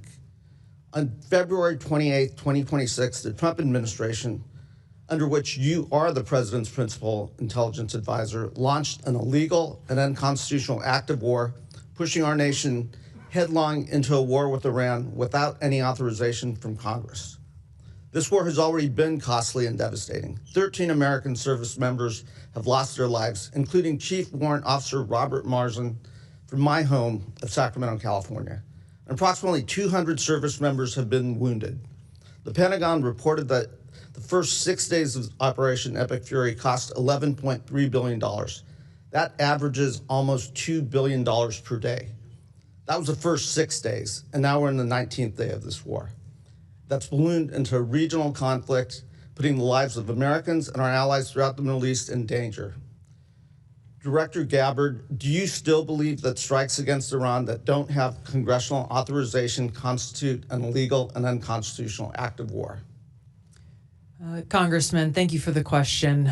The cost of war weighs very heavily upon me and my colleagues here, especially for those of us who have experienced and seen the cost of war firsthand. Okay. My own personal and political views, as I mentioned earlier, I was asked and required by Congress and by the President in this role as the Director of National Intelligence to check those views at the door to ensure that the intelligence assessments are not colored by my personal views. Director and that's Gabbard, exactly what I am responsible to do you still believe deliver. that war with Iran would be so costly and devastating that it would make our wars in Iraq and Afghanistan look like a picnic? Once again, in this role, it is essential that I do not allow any of my personal views on any issues to color or bias the intelligence reporting that we deliver to you and to the President. Director Gabbard, in this hearing 1 year ago, I asked some questions, and I'll paraphrase my exact question. It's like, we should keep politics out of this, even if the president disagrees with a directive, if it goes against his personal wishes, if he's considering an order that potentially is unconstitutional or illegal or compromises our security, I want your word that you will always provide and give the honest advice to the president, even if it will make him angry. I asked you that question. I'm going to read your answer. And to your specific question, the answer is yes. I will inform the President of that accurate, timely, unbiased intelligence reporting, whether it is something that agrees with an assumption or a view or an objective or not. That's my responsibility to him and to the American people. Director Gabbard, there is no imminent threat of nuclear breakout. Did you deliver that assessment to the President? I have delivered the intelligence community's assessments to the President. There was no imminent nuclear threat to the United States. There was no evidence of imminence that Iran was going to attack American assets. That was different from anything they've done over 4 decades. That was going to attack our homeland. There was no imminent threat. Imminent is defined in the dictionary as something that is about to happen. Not something that's been happening for 4 decades, not something that is going to happen 3 months from now, not something that's going to happen a year from now. Imminent said this is about to happen. Did you deliver that assessment to the President? I delivered the intelligence community's objective analysis of the threats, the severity of those threats, and the scope, along with assessments of the different scenarios and contexts that exist within the Middle East. The President owes it to the American people to go on television, to explain to the American people, to the service members who have died in action serving our country, why we are at war with Iran. He needs to go on television and explain that directly to the American people, what the imminent threat was. Gentleman's time has expired. I would advise the members that a vote has been called. It's a single vote. And if members want to shuttle back and forth so we can maintain the continuity of the hearing, we'll do that. So if you start to see it, just to our witnesses, you know how this works. They'll be moving in and out to go address that vote and then returning to their seat. But at this time, I'll recognize Mr. Scott. Thank you, Mr. Chairman. Mr. Chairman, for the record, I would like to submit an article from Politico dated February 24th, 2026. And the title of it is Head of State of the Union, Dems Demand Trump Make Iran Plans Public. I think most Americans understand that if the President of the United States makes those plans public, then the enemies get to see them Without objection, so ordered. And that was the date of the State of the Union. Director Patel, I'm going to come to you very quickly, and then I'm going to move on. But I listened closely to Senator Langford's testimony yesterday about fraud and the other things that are going on. And I want to bring your attention. This was in March 25th of 2024. An unsuspecting Uber driver named Lalitha Tulanda Hall drove to a house near Columbus, Ohio to pick up a package. She had no idea that the 81-year-old man who lived there had just received a series of phone calls from scammers who had threatened to kill him if he did not give the woman coming to his house $12,000 in cash. He killed the lady, so she's dead. He now has a life sentence. Are you aware of any action or investigation that the Justice Department has taken to pursue justice, to bring the scammers and put them and make them pay for what they did? I think you're referring to, Congressman, scam centers and scam compounds that are wreaking havoc on our citizens. I'm referring to this individual case. This lady was murdered, and a man now has life in prison. I can't speak to that individual case. I can tell you what we're doing generally if you wish, but as you said. No, sir, I want to bring that case to your attention. I think that we need to pursue that. Someone is dead, and someone else has life in prison. And it was the scammers that did it. My heart goes out to both families, but the scammers are the ones that need to pay the price. They're the guilty party here. Director Gabbard, you made a lot of changes at ODNI, changes that I think were necessary, that I want to give you the chance to talk about. So what concrete steps in ODNI 2.0, what are they taking to address politicization, weaponization of intelligence, and unauthorized leaks? And how will these reforms help rebuild public trust in the intelligence community and help the United States of America? Thank you very much for the question, Congressman. I committed to all of you before taking this role that I would execute on that, to bring back ODNI's focus on its core mission, to cut the fat, to cut away any detractions away from that, and to ensure that our intelligence community was providing objective, timely, and relevant intelligence to the President and to policymakers. I conducted a ground-based review of the mission, the capabilities, and measuring effectiveness of ODNI, which resulted in a reduction of force by roughly 40% and a narrowing of focus and reorganization that consolidated and coordinated the experts within the ODNI in order to be able to deliver those effects. Leaking continues to be a prolific problem across the IC. We have and continue to implement tools and capabilities within the Zero Trust framework to be able to get after those leakers and refer them to the Department of Justice for investigation and prosecution. We've seen, we are continuing to focus on the issue of analytic tradecraft and the integrity of it, once again, to make sure that the analysis that's being conducted is not being colored by anyone's political or personal views on any issue. To that effect, we have and continue to conduct re-looks at different intelligence products that have been provided in the past. As the chairman mentioned, one related to anomalous health incidents, to identify politicization of these products in the past, and also make updates to intelligence community directives to ensure that these things don't happen again. Could you speak briefly to China's presence in the Caribbean and the Western Hemisphere? I'll be able to speak to this more in the classified setting, sir. Okay. Director Ratcliffe, I'm going to have questions for you there as well. We have not heard much about Haiti lately in the news, but it's very close to the United States. My understanding is that 1 in 4 Haitians, about 2.5 million people, now live in an area controlled by an armed group. Can you speak to what is happening in Haiti? Yes, sir. This was something that we talked about within the annual threat assessment. Haiti, along with Cuba, continue to be areas of volatility. Haiti, as you mentioned specifically, is being controlled by a gang, and we've seen increasing threats on U.S. persons within Haiti. These two countries continue to create challenges where, with increased instability, may be one of those drivers of increased migration flows to the U.S. Thank you all for your service. Gentlemen's time's expired. Now recognize Mr. Gottheimer. Thank you, Thank you very much, Mr. Chairman. If I can start by talking about something I was disappointed in from the administration, about comments made by members of the administration that Israel drew the United States into conflict with Iran, seeming to buy conspiracy theories that scapegoat Israel, while dismissing that Iran poses a persistent threat to America and our service members and diplomats in the region.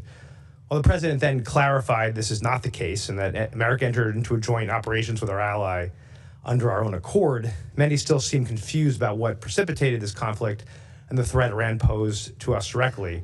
So if I could ask Director Radcliffe just a couple questions, yes or no, if that's okay with you. Is the Iranian regime committed to America's destruction, in your opinion? Yes. Does the Iranian regime have American blood on their hands since its founding in 1979? Yes. Has Iran plotted assassination attempts against Americans on American soil? Yes. Was Iran developing a nuclear weapon prior to our military action last June? And did Iran remain committed to developing a nuclear weapon in the lead up to this conflict? Yes. So I want to clarify on that because there's been much talk about a fatwa against the development of a nuclear weapon. Can you come back to that 1 second? Let me finish yeah, this. you That's bet. okay. If left unchecked, do you think Iran would have the ability to develop missiles capable of reaching the United States? Yes. Did Israel force the U.S.'s hand and make us take action, as some have claimed? No. Director Gabbard, do you agree with the CIA's director's assessment on that last question in Yes. particular? Great. Do you want to go back to that point you want to make? Yeah, much has been made by some about a fatwa against the development of nuclear weapons. Notwithstanding the fatwa, what we know, and the intelligence community is in agreement on this, is that Iran possesses at least 440 kilograms of uranium enriched to weapons grade 60%, which doesn't have a civilian use. The only use for that would be the development of nuclear weapons. Thank you, Director. Director Gabbard, I want to raise serious concerns about your recent hiring of Dan Caldwell, a strict critic of U.S. foreign policy in the Middle East, who's argued that U.S. forces in the Middle East are, quote, more of a burden than a benefit, has claimed that Iran's nuclear program does not pose a risk to America, despite the IC's assessment to the contrary. Dan has also said that our relationship with Israel has no benefit to American national security. This follows the resignation of Joe Kent this week, a senior ally of yours who is a conspiracy theorizing white supremacist with a tattoo panzer referring to Nazi tanks. He has made known his backwards opinions of Israel in his resignation letter, scapegoating them for U.S. intervention in Iran and Iraq. Director, what role do you anticipate Mr. Caldwell playing in shaping intelligence assessments or internal discussions related to Iran and Israel? And can you guarantee to this committee that no individuals in your leadership are undermining the objectivity of intelligence at this critical moment? Sir, my understanding is one of my elements sought to hire Dan Caldwell months ago for a purely administrative role that would not have any position over the intelligence analysis or assessments on any topic. Thank you. Director, as you know, the Iranian regime has been responsible for the deaths that we've talked about of scores of Americans since coming to power in '79. Iran and its terror proxies must be crushed. I've been clear on that point in the last weeks and throughout my time in Congress. I supported the decisive action taken on February 28th to remove key regime leaders and degrade Iran's ballistic missile and naval capabilities. However, I think it's really important the administration make its goals clear to Congress and to the American people. Director, were you in a meeting to discuss a possible strike on Iran? Congressman, there were several meetings that were held in advance. I'm sure I was in at least some of them. Did the intelligence community brief the president on the potential impacts the conflict could have on global supply chains and on oil and gas prices prior to the outbreak of hostilities? Were you in a meeting? Were you in any meetings where that came up? Yes, that is the intelligence community's assessments, and those were provided. Director, did the IC, Director Radcliffe, if I can ask this to you, did the IC brief the president on who would succeed the supreme leader if he was killed and the likelihood that a replacement would be a hardliner? Was the president, say it again, was the president? Did the IC brief the president on who would succeed the supreme leader if he was killed and the likelihood that a replacement would be a hardliner or could be a hardliner?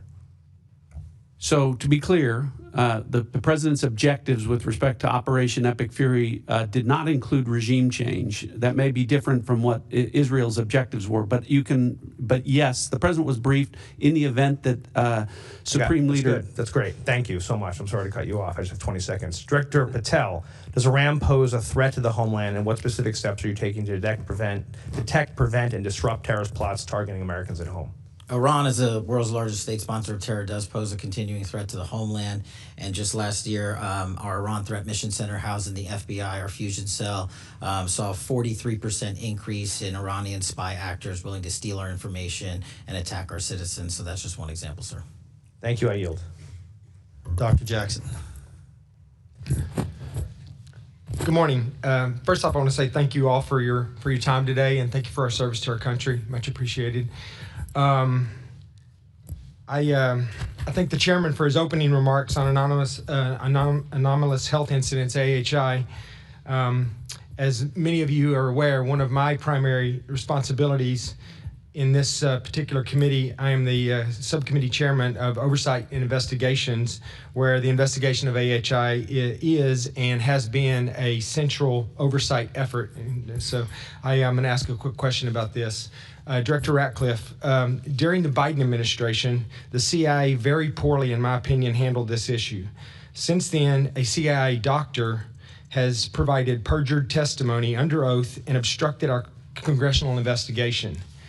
A quick question for you. Do you affirm that the CIA personnel are under no direction to make false statements to Congress in order to conceal CIA equities or activities related to the handling of AHI during the Biden administration? Yes. Thank you, sir. I appreciate that.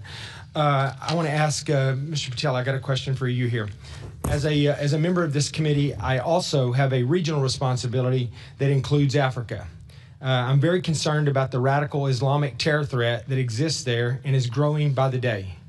Whether it's Al-Qaeda-affiliated groups such as JNMI, AQIM, Al-Shabaab, or ISIS-inspired groups such as ISIS West Africa, ISIS Sahel, ISIS Somalia, or Boko Haram. These are radical, dangerous groups that want to kill Americans. After 4 years of an open border during the Biden administration, where we know countless individuals with terror ties, many to these groups, crossed our southern border, and at a time when we are actively engaged with the largest state sponsor of radical jihadi terror, can you confirm that the threat to the American people in this setting is much higher due to the Democrats' current defunding of the Department of Homeland Security? As I highlighted earlier, Congressman, the FBI works hand in glove with the Department of Homeland Security and our 59 established Homeland Security task forces around the country. And those officers are now going 1 month without pay, but they're still showing up to work. But yes, funding would absolutely help us protect the homeland. Thank you. I appreciate that. One more question. Anyone that feels inclined can answer this. But according to the Council on Foreign Relations, another Africa-related question, 51% of global terrorism-related deaths occurred in Africa's Sahel region, including the Lake Chad Basin. Does the intelligence community assess that Boko Haram, ISIS West Africa, and other terrorist groups operating in the Lake Chad Basin are a threat to the U.S. interest, whether it's here in the homeland or regional U.S. interest? If so, how does this lack of counterterrorism cooperation that we're currently experiencing with the allied states of the Sahel, Niger, Mali, and Burkina Faso impact that? And tied to that, how does the rise of alternative security forces such as Russia's Wagner Group or now Africa Corps, how has that impacted our counterterrorism efforts in the region? Congressman, the continued rise of these Islamist terrorist groups, as you've pointed out, in Africa, West Africa, and around the world continues to be a serious concern and major focus of the intelligence community. The challenges within the region are very complex because they have to do with governance challenges in many of these countries. They have to do with economic challenges as well as external influences, both with funding and equipping of these terrorist organizations. So yes, it has made our counterterrorism, long-standing counterterrorism efforts in these regions, as well as those of our allies in this fight, such as the French and other countries, far more difficult because of the very real threat within that region to U.S. persons. If we are not able, if the U.S., if the Department of War is not able to coordinate with and get the support of the governments of these countries in order to tackle this terrorist threat, then it's not a safe or operable environment for them to continue that fight.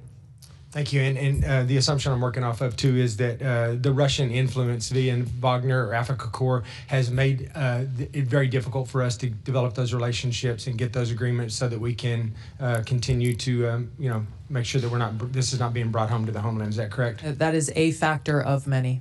Thank you. I appreciate it. I yield back. Ms. Houlihan. Thank you. My question is basically starting with some HR questions, and they're first for Director Patel. If you could help me a little bit understand, I come out of the military family as well, but I don't know very much about the FBI's HR process or the growing up of an FBI expert. Could you help me understand how long it takes for a senior counterintelligence expert, especially one maybe focused on a very narrow threat, to be developed? How many years, I guess, would be my question. Thank you, Congresswoman. That varies. Sometimes right out of Quantico, new agent trainees are placed on the counterintelligence mission set, and some people come in from the fraud section, so the answer varies. It could take a couple months to a couple of years. And the next question is, when a person comes up in your system in the military, it was always the needs of the Navy or the needs of the Air Force. It was never the needs of the airman or the soldier or the sailor in terms of prioritizing our readiness, in terms of making sure that we met the mission. Is the FBI similar? It is similar, ma'am. It's a dynamic threat landscape, so we flux and surge based on the CICT cyber threats and other threats to the homeland, and violent crime mission has seen a surge as well. So my specific question is that there was a report that came out in February from CNN that the FBI had let go or fired dozens of agents and staff members from a counterintelligence unit tasked with monitoring Iran. And apparently the reason, at least reported in the press, was that these individuals had been involved in the investigation of classified document handling from President Trump at Mar-a-Lago, and that this was the reason why they were summarily let go. First of all, are you aware of those firings, and do you concur with the rationale or reason for those firings? I'm aware of that, and I know there's a pendency of litigation, so I'm not able to comment on them. Did you yourself order those firings? The FBI, every time there is someone who violates our code of conduct or ethical standard, conducts an internal investigation with the careers there, and they present a decision point to me. The Iranian Threat Mission Center has seen an increase of 43% in arrests for Iranian spy actors. So the Iranian Threat Mission Center has never been stronger. So I'm not asking about I'm asking about whether those people were fired because they were involved in the investigation of the document handling by President Trump, not for any behavior issues. Is that your understanding as well? Again, ma'am, I can't comment on them because those are in pending litigation. I guess I'm a little stymied here, Director, because it feels as though literally when there was a possible pending war, I'm outside of this intelligence circle in many ways, even though I serve on the Intelligence Committee. You collectively must have been aware when these firings happened that there was a meaningful chance that the U.S. might be engaged with a war in Iran. And having these very expert, super qualified folks summarily dismissed at this time, it just feels like an odd choice in timing. Were you aware at the time that this was going down, that this may end up weakening the mission and the readiness of that group? The mission, as I stated, has never been stronger when you see a 43% increase in counterintelligence arrests and 21% increase in cyber arrests against the Iranian Threat Mission Center. My focus is on providing the American people the strongest FBI as possible. I don't work on timelines. I work on evidence that's presented to me. I guess my concern is that it feels as though, and I very much honor the tone and tenor of this hearing, that this is about making sure that that we depoliticize what is the most important thing that we all do, which is keep us safe. And it feels as though this issue is a political issue. And I just am worried that we are taking really good, really qualified people and picking fights with one another across party lines, rather than making sure that we protect ourselves and keep ourselves safe. With the remainder of my time, Director Gabbard, I have a question regarding the fact that the Secretary of the Treasury loosened restrictions this week on Russian oil exports, and now the Russians are able to sell oil again. Did the IC assess that clearing the way for increased Russian oil sales would benefit Moscow, possibly? I don't believe there's been a formal IC assessment on this topic yet, as it is underway. So I would highly encourage that, because it feels as though by easing these sanctions, we are directly providing the Kremlin with revenue, the revenue that will be used directly to kill Ukrainian soldiers, and an increased likelihood that Putin will be successful in his war with Ukraine. I thank you for your time, and I yield. Ms. Wagner.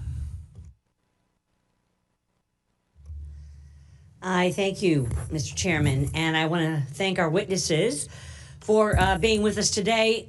As we sit here in Washington, our armed forces and our intelligence assets are engaged in conflict with the world's largest state sponsor of terrorism, Iran.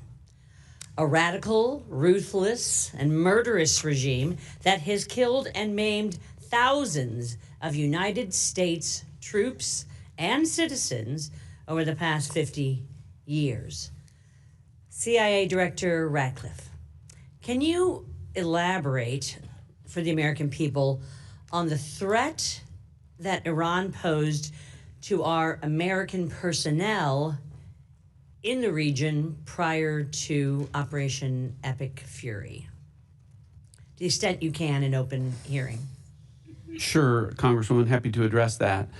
I think is well documented, and as you've encapsulated, Iran has been a constant threat for the last 47 years. Hundreds, if not thousands, of Americans killed, certainly thousands of Americans maimed as a result of activities of Iran and its IRGC over the years.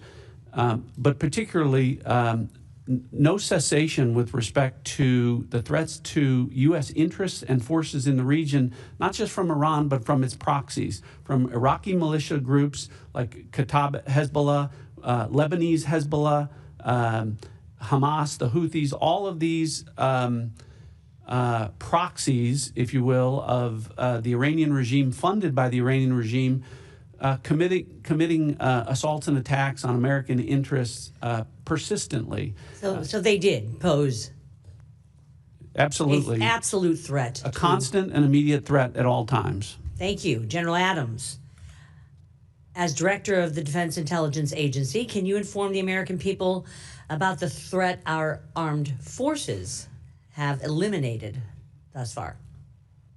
Yes, ma'am. Representative Wagner, thanks for the question, and I will like to go in detail. I'm going to cover a little bit here.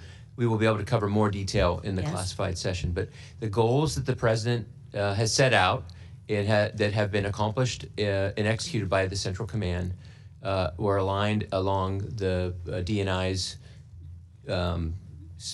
discussion earlier. One, eliminate their ability to power project. And that was inclusive of ballistic missiles, but it also includes their UASs. And so we have been very effective. We can talk about specific numbers in the closed session. Okay.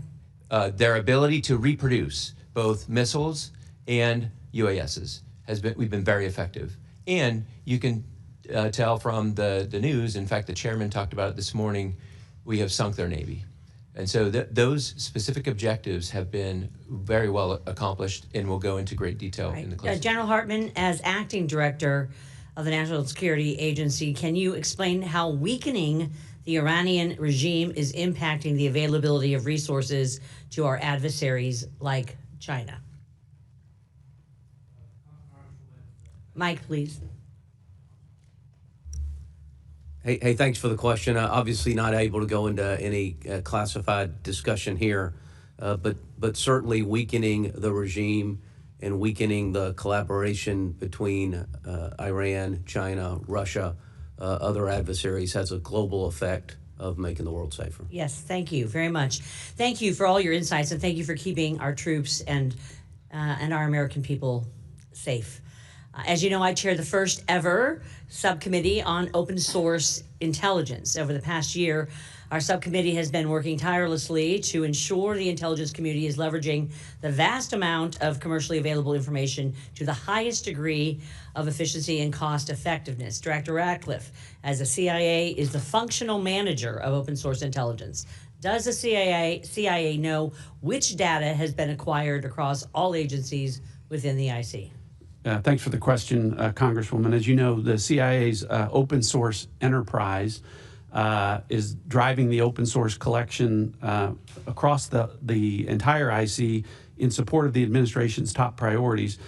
Two of those priorities I've already talked about: counter-narcotics and threats from adversaries, use of emerging technologies. Those collections, as a result of our open source, are up 70% and 40 or 45% collectively. The CIA does lead the IC in pioneering new uses of AI to extract insights from the vast amounts of open source data that are there that we then share with analysts, warfighters, everyone across the IC. I thank you. My time has expired. I have a lot more questions dealing with open source that we will do in closed session. So I thank you. I yield back, Mr. Chairman. Before I recognize Mr. Gomez, I want to make sure that all members have had an opportunity to vote because they are prepared to close that vote on the floor. If you haven't, please go do so at this time. Looks like we're good. All right, Mr. Gomez. Thank you, Mr. Chairman. I just want to get right into it. Director Gabbard, last year you testified that Iran was not building a nuclear weapon. Do you stand by that statement? Yes or no? Context matters with that statement. Yes or no? Iran had all of the reclaim my materials time. and I reclaim my capabilities time to do so. Mr. Chairman, I reclaim my time. It's an easy answer. You either stand by what you said last year or not. It is a serious question that requires the totality Director Gabbard, of the information I reclaim my available. time. I reclaim my time.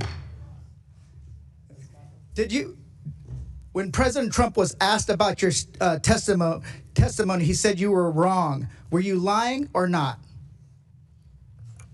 I stand by the intelligence Great. community's With that, complete assessment. Director Radcliffe, when it came to the director's testimony, she said that Iran was not building a nuclear weapon last spring in Congress, and so the Supreme Leader has not authorized the nuclear weapons program. Do you agree with what she said or not? Yes or no? The director's right here. She can speak for herself. Oh, so I thought this was an intelligence community briefing. Let's move on. Trump also said he didn't care what you thought or said. Should he care about what you have to say when it comes to intelligence? I continue to provide the president with the intelligence community's assessments on all matters. So let me just kind of get this straight. The department, you said that Iran was not building a nuclear weapon last year. President Trump said he didn't care what you thought, and you were wrong. They engaged in Operation Midnight Hammer. He then says it was obliterated.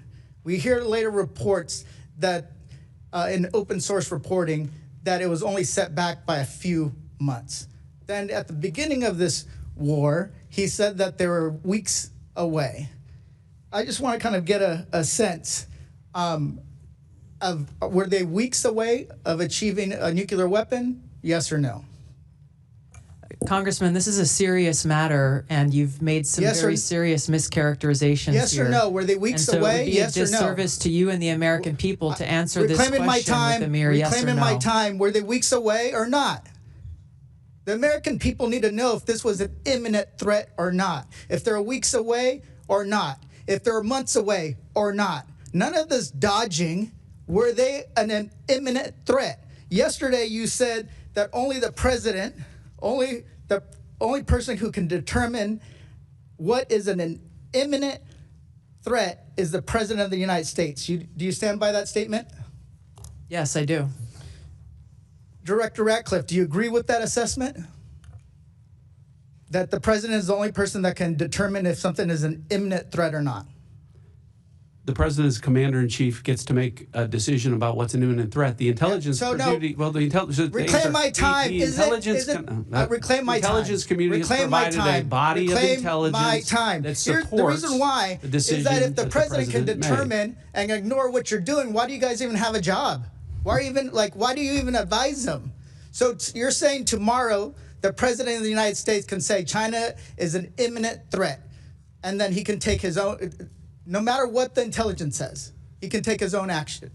So that's what you're basically saying. Okay, let's go on. Director Gabbard, you said that North Korea has intercontinental ballistic missiles that can reach the homeland. Yet, the Defense Department said that Iran was at least 10 years away from achieving an intercontinental ballistic missile that can reach the homeland. Which one is a more serious threat, North Korea or Iran? These threats are taken within the context of the total body of intelligence reporting. So that's it should be, and that's my point. It's not just about having the capability of building a weapon. It's if they can actually deliver that weapon, if they can, they have the intention of doing that. How many weeks away are they? We haven't heard that there were weeks away. We haven't heard that there were months away. But that's what we're waiting for. Imminent, to me, means is that they're mobilizing troops. They're moving things into position, artillery. They're getting ready to attack. But everything that we've heard is that this is not the case. Gentleman's time's expired. Mr. Klein. Thank you, Mr. Chairman. Thank you all for being here and for the work you do. It's a marvel that just 1 year of strong leadership from the White House has shifted the conversation in this room from that of appeasement and passivity from the Biden administration to that of American strength brought about by the doctrine in Venezuela and Operation Epic Fury in Iran. And it's not lost on me that as we sit here, we have one side of the dais talking a big game on threats, and yet they're unwilling to even fund our Department of Homeland Security. I want to thank President Trump's leadership in each of your efforts. Because of your efforts, Americans are safer today with two less despots to deal with. Nevertheless, there remains work to be done. While Venezuela and Iran are in decline, aggression from adversarial nations like China and Russia and near constant threats of terrorism and cyber warfare continue to persist. The Chinese Communist Party in particular remains a top adversary that routinely deals in bad faith, and this was highlighted most recently by White House Office Director of National Drug Control Policy, Sarah Carter, when she delivered recent remarks in Vienna saying, quote, "We know that China's weak export controls and lax enforcement allow its chemical industry to foster friendships with the drug cartels. At the same time, China's overly effective controls over rare earth minerals wreak havoc on legitimate industries," end quote. Of course, we're now seeing reports of a new synthetic opioid called cyclorphene that is said to be 10 times more potent than fentanyl and undetectable on fentanyl test strips.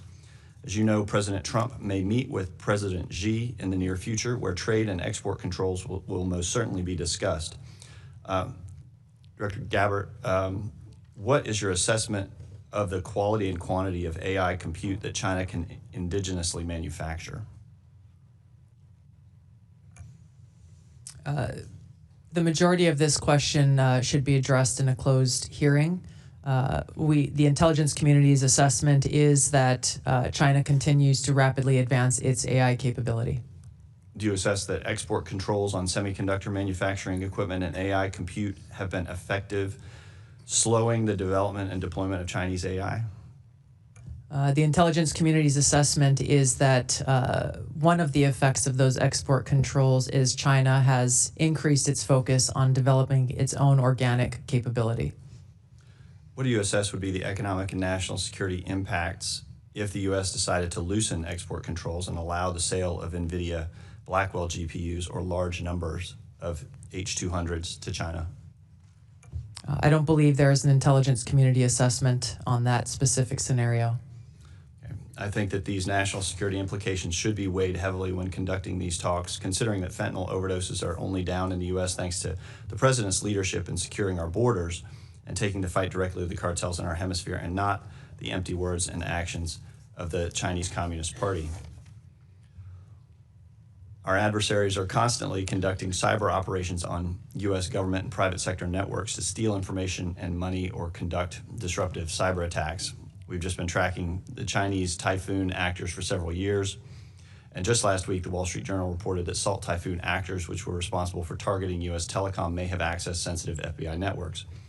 I may have more to follow up on in the closed session. For now, I want to discuss how the overall U.S. government posture is going to change based on President Trump's cyber strategy, which was released last week. Been frustrated for some time about the unwillingness of prior administrations to decisively take action, including the use of offensive cyber operations. Director Patel, beginning with you, what can we expect from the FBI moving forward to be more aggressive on both defensive and offensive cyber activity? Thank you, Congressman. So as you stated, the president just launched a new national security cyber strategy, and within that is what the FBI just launched 60 days ago. It's the most comprehensive cyber program we've ever put out, called Winter Shield. And what we do, connecting Pillar 1 and Pillar 4 of the president's strategies, is go on offense and defense. And so what we've done already is, while we are always going after nation-state actors, we also have to engage with the private sector communities, because they are going after the private sector as well. We've held 355 engagements in the last 60 days with enterprises across America to harden their networks. And as you recall, just a couple of months ago, our banking infrastructure was hit by a ransomware attack from overseas. In one weekend, the FBI disrupted and kicked off every one of those bad actors from that network, saving the American people their valued billions in those bank vaults. So this is some of the things we're doing, but we need constant engagement with the private sector. Great. General Hartman, what efforts are underway at NSA to bolster intelligence collection and threat detection and coordination with other federal agencies to target adversary cyber operations? Congressman, thanks. Significant effort to really focus our cybersecurity director, working very closely with Director Patel and our Cybersecurity Collaboration Center, which has thousands of analyst-to-analyst relationships with private organizations across the country. We need more work, not just from an offensive standpoint, but working across government and certainly working across private industry. And we're both dedicated and resourced to doing that, Congressman. Thank you for what you do. Yield back. Gentleman yields. Mr. Quigley. Thank you. Lightning round, please. General, I understand tomorrow is your last day before retirement. Yes, Congressman. I can think of better ways to finish things for you, but we appreciate your being here. I want to respectfully ask you and each of you, if you have full-time personnel dedicated to analyzing and collecting foreign threats on the 2026 elections, and if so, just yes or no, and how many personnel we have. Congressman, I'll get you the exact number, but certainly we have people paying attention to those threats. Thank you. Congressman, yes, we have an election crimes coordinator in each one of our 56 field offices and election crimes coordinators at headquarters. Thank you. Yes, we have personnel dedicated both to election security as well as foreign intelligence related to election influence. Thank you. Yes, we do as well. I don't know the numbers, but what we do collect, then we contribute to the larger IC coordination. Thank you. And Representative Quigley, we do not, to my knowledge, have anyone at DIA on that topic. A question again for all of you.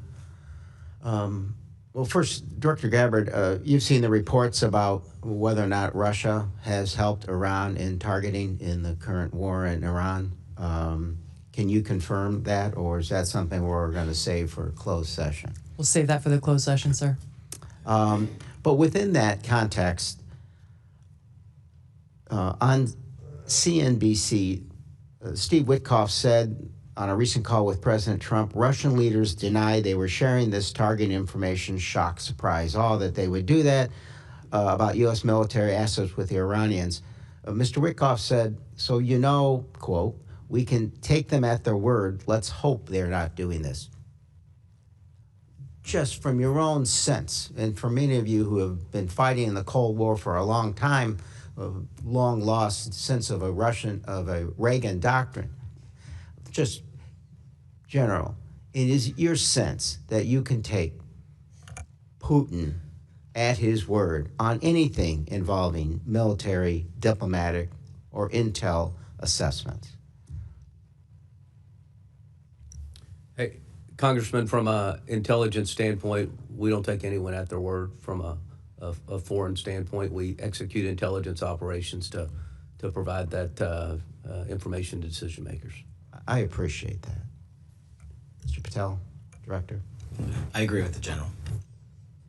Yes, I agree. We don't take anyone at their word. And from an intelligence standpoint, we don't rely on single sources of intelligence and always look for multiple sources to confirm. Director. Yeah, Congressman, I actually answered this question yesterday. I don't take Putin, Xi, Kim Jong-un, Supreme Leader, any foreign adversary leader at their word. Rely on our intelligence to reflect what those adversaries are actually doing. General. We absolutely do not take any of those enemies at their word. Can I get a hallelujah?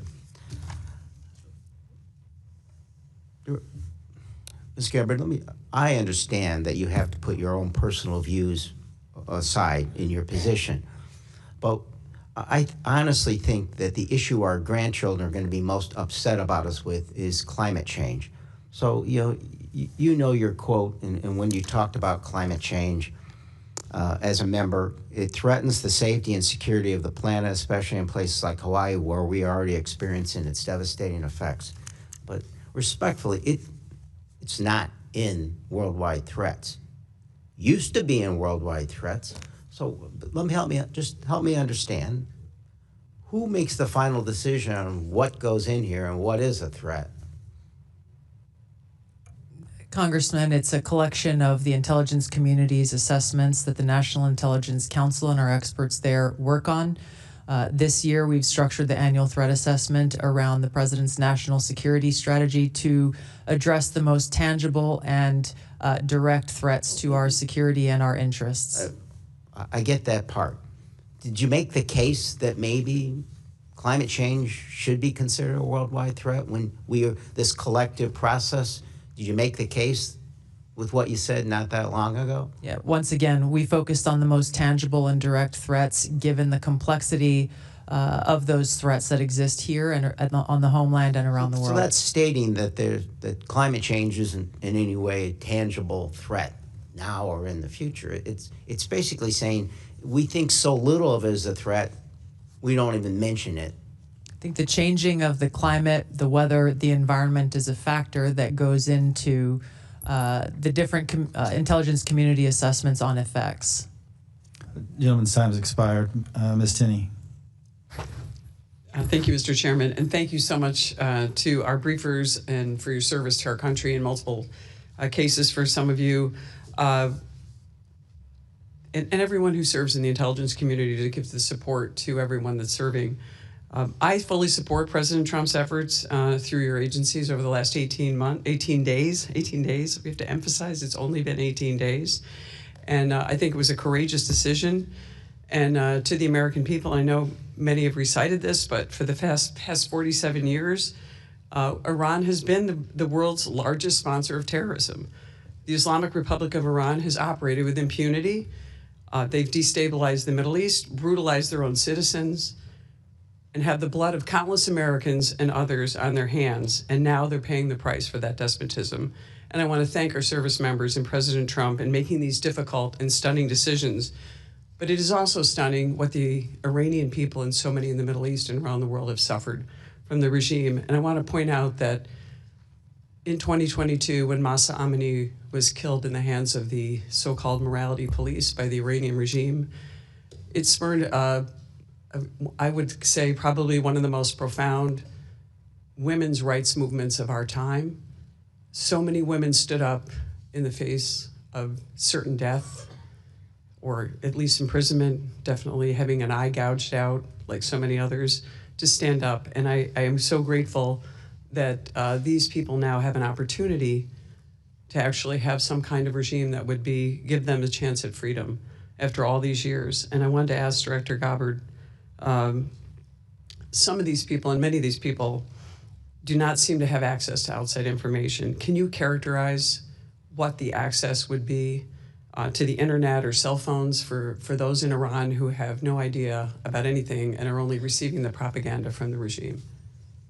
Congressman, I can expand on this in the closed setting, but I will say briefly that throughout the period of protest that we saw previously and during this ongoing conflict, the access of the Iranian people to basic things like power or internet or cell phone access is extremely limited. So I want to ask the General, since General James, in this same vein, do you think that the internet suppression by the Iranian regime is an objective that would be protecting the Iranian Revolutionary Guard Corps? Yes, ma'am. It's a TTP, and we will go into in great detail in the classified, but it's definitely a TTP to maintain control. Thank you. I appreciate that. I look forward to that.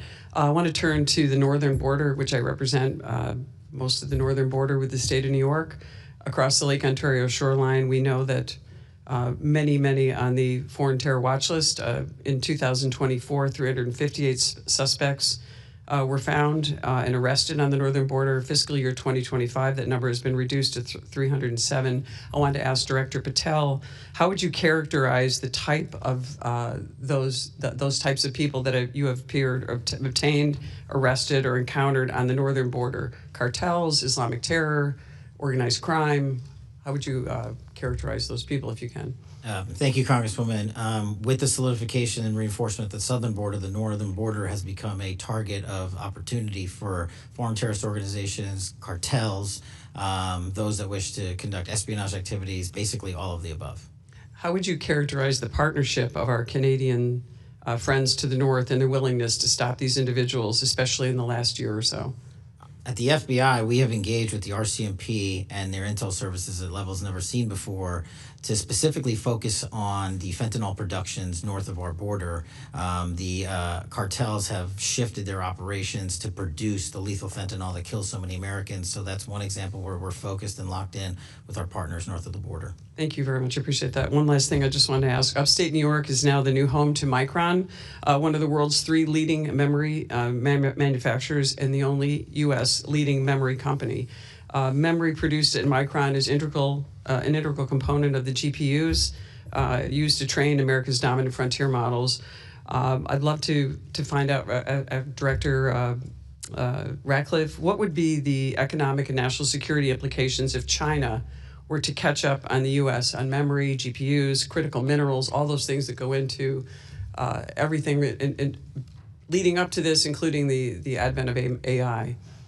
Well, what you've seen, Congresswoman, is that when China can take advantage of things in the supply chain like critical minerals, they'll do that. This is particularly problematic in the area of all emerging technologies, and AI in particular. Obviously, whoever is dominant in the technology fields in the future will dictate the rules in the international marketplace. It would be devastating if China were ahead of us. Thank you. I appreciate it. I yield back. Mr. Cohen. Thank you, Mr. Chair. Director Patel, you had a question from Dr. Jackson about the shutdown we're in now with Homeland Security, and I believe you said that this would be harmful to America. because of the threat from Iran. Is that correct? Do I recall that correctly? Generally, yes, sir. How many days before we invaded Iran did you know we were going to launch an invasion? We can get into those details in a classified setting, but I work with my colleagues across the spectrum here to give me advance warning so that we can reinforce. Was it 2 days, 3 days, a month? It was sometime before that, sir. Sometime before that. So you had not. With that knowledge, why did you fire at least a dozen agents in Counterintelligence Unit 12 that specializes in Iran counterintelligence, which makes us much less secure and safe with this war going on from Iranian attacks potentially against our country? As I said earlier, Congressman, I don't work on timelines when these terminations occur. There are internal investigations conducted by the careers at the FBI that highlight unethical or inappropriate conduct, and it's up to me to make the decision. But our Iran Threats Mission Center has never been more resourced. As I've highlighted, a 43% increase in counter-espionage arrests from Iran alone, and 360 ongoing terrorism investigations with Iran-affiliated individuals. And the people you fired, those 12 people, they were experts on Iran, were they not? I don't believe so. They worked in counterintelligence, did they not? I'm taking you at your word, sir. I'm not familiar with every You're the single chief word. director. I'm not. You should know the answer. You fired the people. Where did they work? People were terminated for violating their ethical obligations and the high standards. Was that the we ethical have. violations that they dealt with the case of the classified documents that were found at the bathroom in Mar-a-Lago, was that the ethical issue? As I said earlier, all those matters are pending litigation, so I'm not going to comment on them. Director Gabbard, are you familiar with CI-12? I'm not, Congressman. Okay. Let me ask you this question. In the intelligence community's unclassified annual threat assessment from last year, it said, quote, Iran's large conventional forces are capable of inflicting substantial damage to an attacker, executing regional strikes, and disrupting shipping, particularly energy supplies to the Strait of Hormuz. It seems the IC was entirely correct in its assessment about Iranian retaliation in the Strait. Did the IC's assessment about the Iranian capabilities in the Straits of Hormuz change in the past year? No, Congressman. Does Iran still have the capability to threaten shipping in the Straits of Hormuz with missiles, mines, and small boats? Their capabilities have been largely degraded, but yes, they still have means to threaten passage through the Strait of Hormuz. And how long can they keep the strait closed? Based on current events, I'd have to get an updated assessment from the intelligence community on that. Did you have an analysis of the impact of a war on global supply chains and the price of oil and gas? I believe that assessment may have come from the Department of Treasury or Energy. It didn't come through your office? It came from their element within Department of Energy or Energy. Do you know if the president was briefed on those assessments? I believe so, but I can't confirm. So if he was briefed on those assessments that that was a problem and the Straits of Hormuz could be shut off and that's causing a great problem in the world's economy with oil prices going up to like under $120 or something a barrel and an effect on all countries' economies, why would the president not have taken actions to strengthen defense around the Strait of Hormuz? All I can say is that the president ultimately is responsible for making the decisions based on the totality of information and intelligence that he has available to him. The intelligence that he has available to him, that's a scary thought. Does the IC know where Iran's enriched uranium is? The IC has high confidence that we know where it is. And can you tell us that in classified? We can speak more about this topic in the classified setting. Okay. Could it be, we have methods of destroying it? This is a conversation for a closed setting, sir. Do you have any idea what the purpose of the Marines being sent, the units that are being sent over there, is the idea that we will put troops with boots on the ground in Iran? ODNI and the IC is not involved in the operational planning and movements of the Department of War assets. Thank you. I'll be very honest with you. When you made your original comments, it was kind of scary because of all the craziness that goes on in the world. I can't wait for the classified setting. Thank you. Mr. Perry. Thank you, Mr. Chairman. It's good to see some old colleagues. I'm going to start, and thank you for your service, gentlemen and ma'am. I'm going to start with General Hartman, General Adams. Do you know how many days it's been since Russia went into Ukraine? I'll answer it for you. It's 1,480. Do you know how much money the United States government has spent, the taxpayers have spent in the war in Ukraine? I'm going to round it for you. It's about $200 billion. I mean, maybe it's a lot more, maybe it's a little less. It's hard to tell around this place. To the best of your knowledge, was Russia an imminent threat to the United States when they went into Ukraine? To the best of your knowledge. Sir?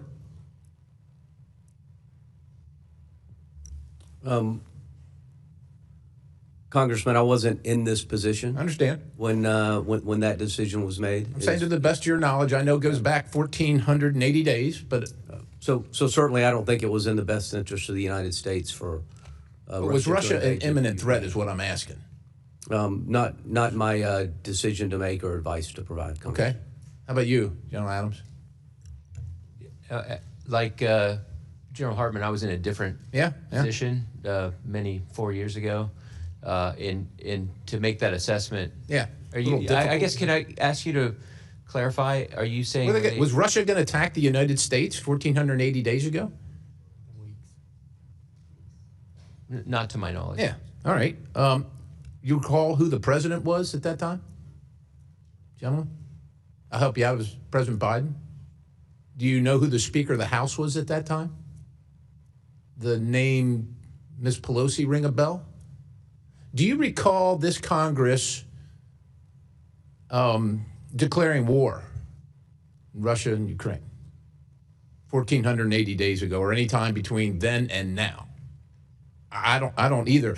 Do you know, gentlemen, how many American service members have been killed or maimed attributed to Iran, the IRGC, their proxies, etc., roughly? Any idea? Could we say probably 1,000 killed, if not 10,000, over 10,000 killed and maimed? Probably a reasonable assessment. You know how many uniformed service members have been killed by Russia in the last 1,480 days? American uniformed service personnel? I'm just asking. I don't know of any, but do you know of any? It just seems to me that there's almost like a political narrative being constructed here, and I just want to, point out this. It seems like a bit of an irony. I'm going to go to the director of the FBI. It's good to see you, Mr. Patel. Crossfire Hurricane, Round River, Plasmic Echo, Arctic Frost seem to have emanated from the Counterintelligence Division of the FBI. Is that a reasonably correct assessment, generally speaking? Generally speaking, Congressman, I want to be careful here because there are a number of ongoing investigations. I understand. There's a filing system that prohibited, with prohibited access. Is it possible that politicized investigation and filing system violated Sixth Amendment rights to the discovery and Congress's Article 1 oversight authority? Is it possible? Without giving you a definitive answer that rests with the DOJ, let me just talk about prohibited case files real quick. Sure. Prohibited case files are basically files that prior directors had created to essentially hide what was going on. They do not exist in our Sentinel systems. They do not exist anywhere. And if you search for that specific case, it won't even come up, which is why I, as the first FBI director to do so, have terminated prohibited case files. And as you know, I'm wed to constitutional oversight here at Congress, and I've delivered 50,000 pages, which is 400% more increase than my two predecessors combined. Director, would ensnaring individuals or organizations based solely on their political affiliations or viewpoints be a potential violation of the Fourth Amendment? I believe so. Have any of the personnel associated with these activities, and I understand that investigations may be ongoing, have they been removed from duty pending the outcome investigation? Yes, many have. Okay, moving on. I'm concerned about a lab that was found in a clandestine Chinese biolab that was found in California, and then one that was found later in Las Vegas.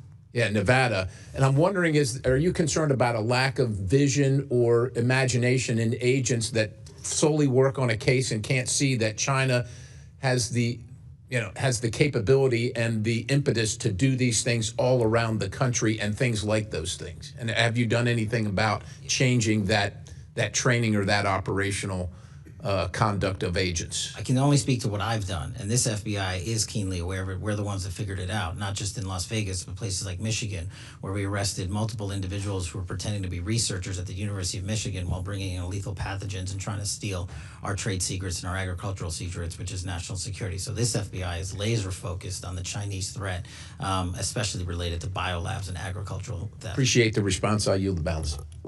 Mr. Fallon. Thank you, Mr. Chairman. You know, I would be remiss if I didn't mention Operation Absolute Resolve and the arrest and capture of Nicolas Maduro and his wife. It was incredibly complex. It was bold. It was unprecedented. It was a wild success. It really harkens thoughts of Raid on Entebbe 50 years ago, except this actually remarkably exceeded that in its success. It was historic, and it altered undeniably the geopolitical landscape in the United States' favor. So our military and our IC should be lauded, and I want to offer a hearty and deserved congratulations to all of you that are testifying before us today. Thank you. Director Ratcliffe, I want to just visit with you a little bit. First, I do want to take a point of personal privilege. I attended Coach Holtz's funeral Monday. He was very proud of you.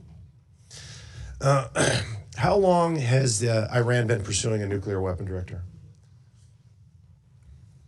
Congressman, let me respond. I appreciate the kind remarks, and I also want to congratulate the people of the 4th District of Texas for getting a lot better representation than they ever did from the guy that was previously in that seat.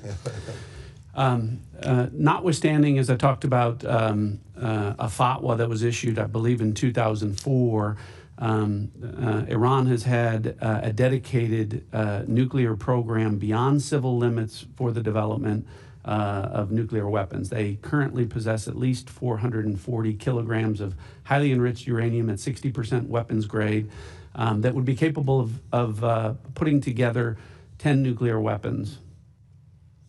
Director, what nation state has achieved 60% enrichment and then not produced a nuclear weapon?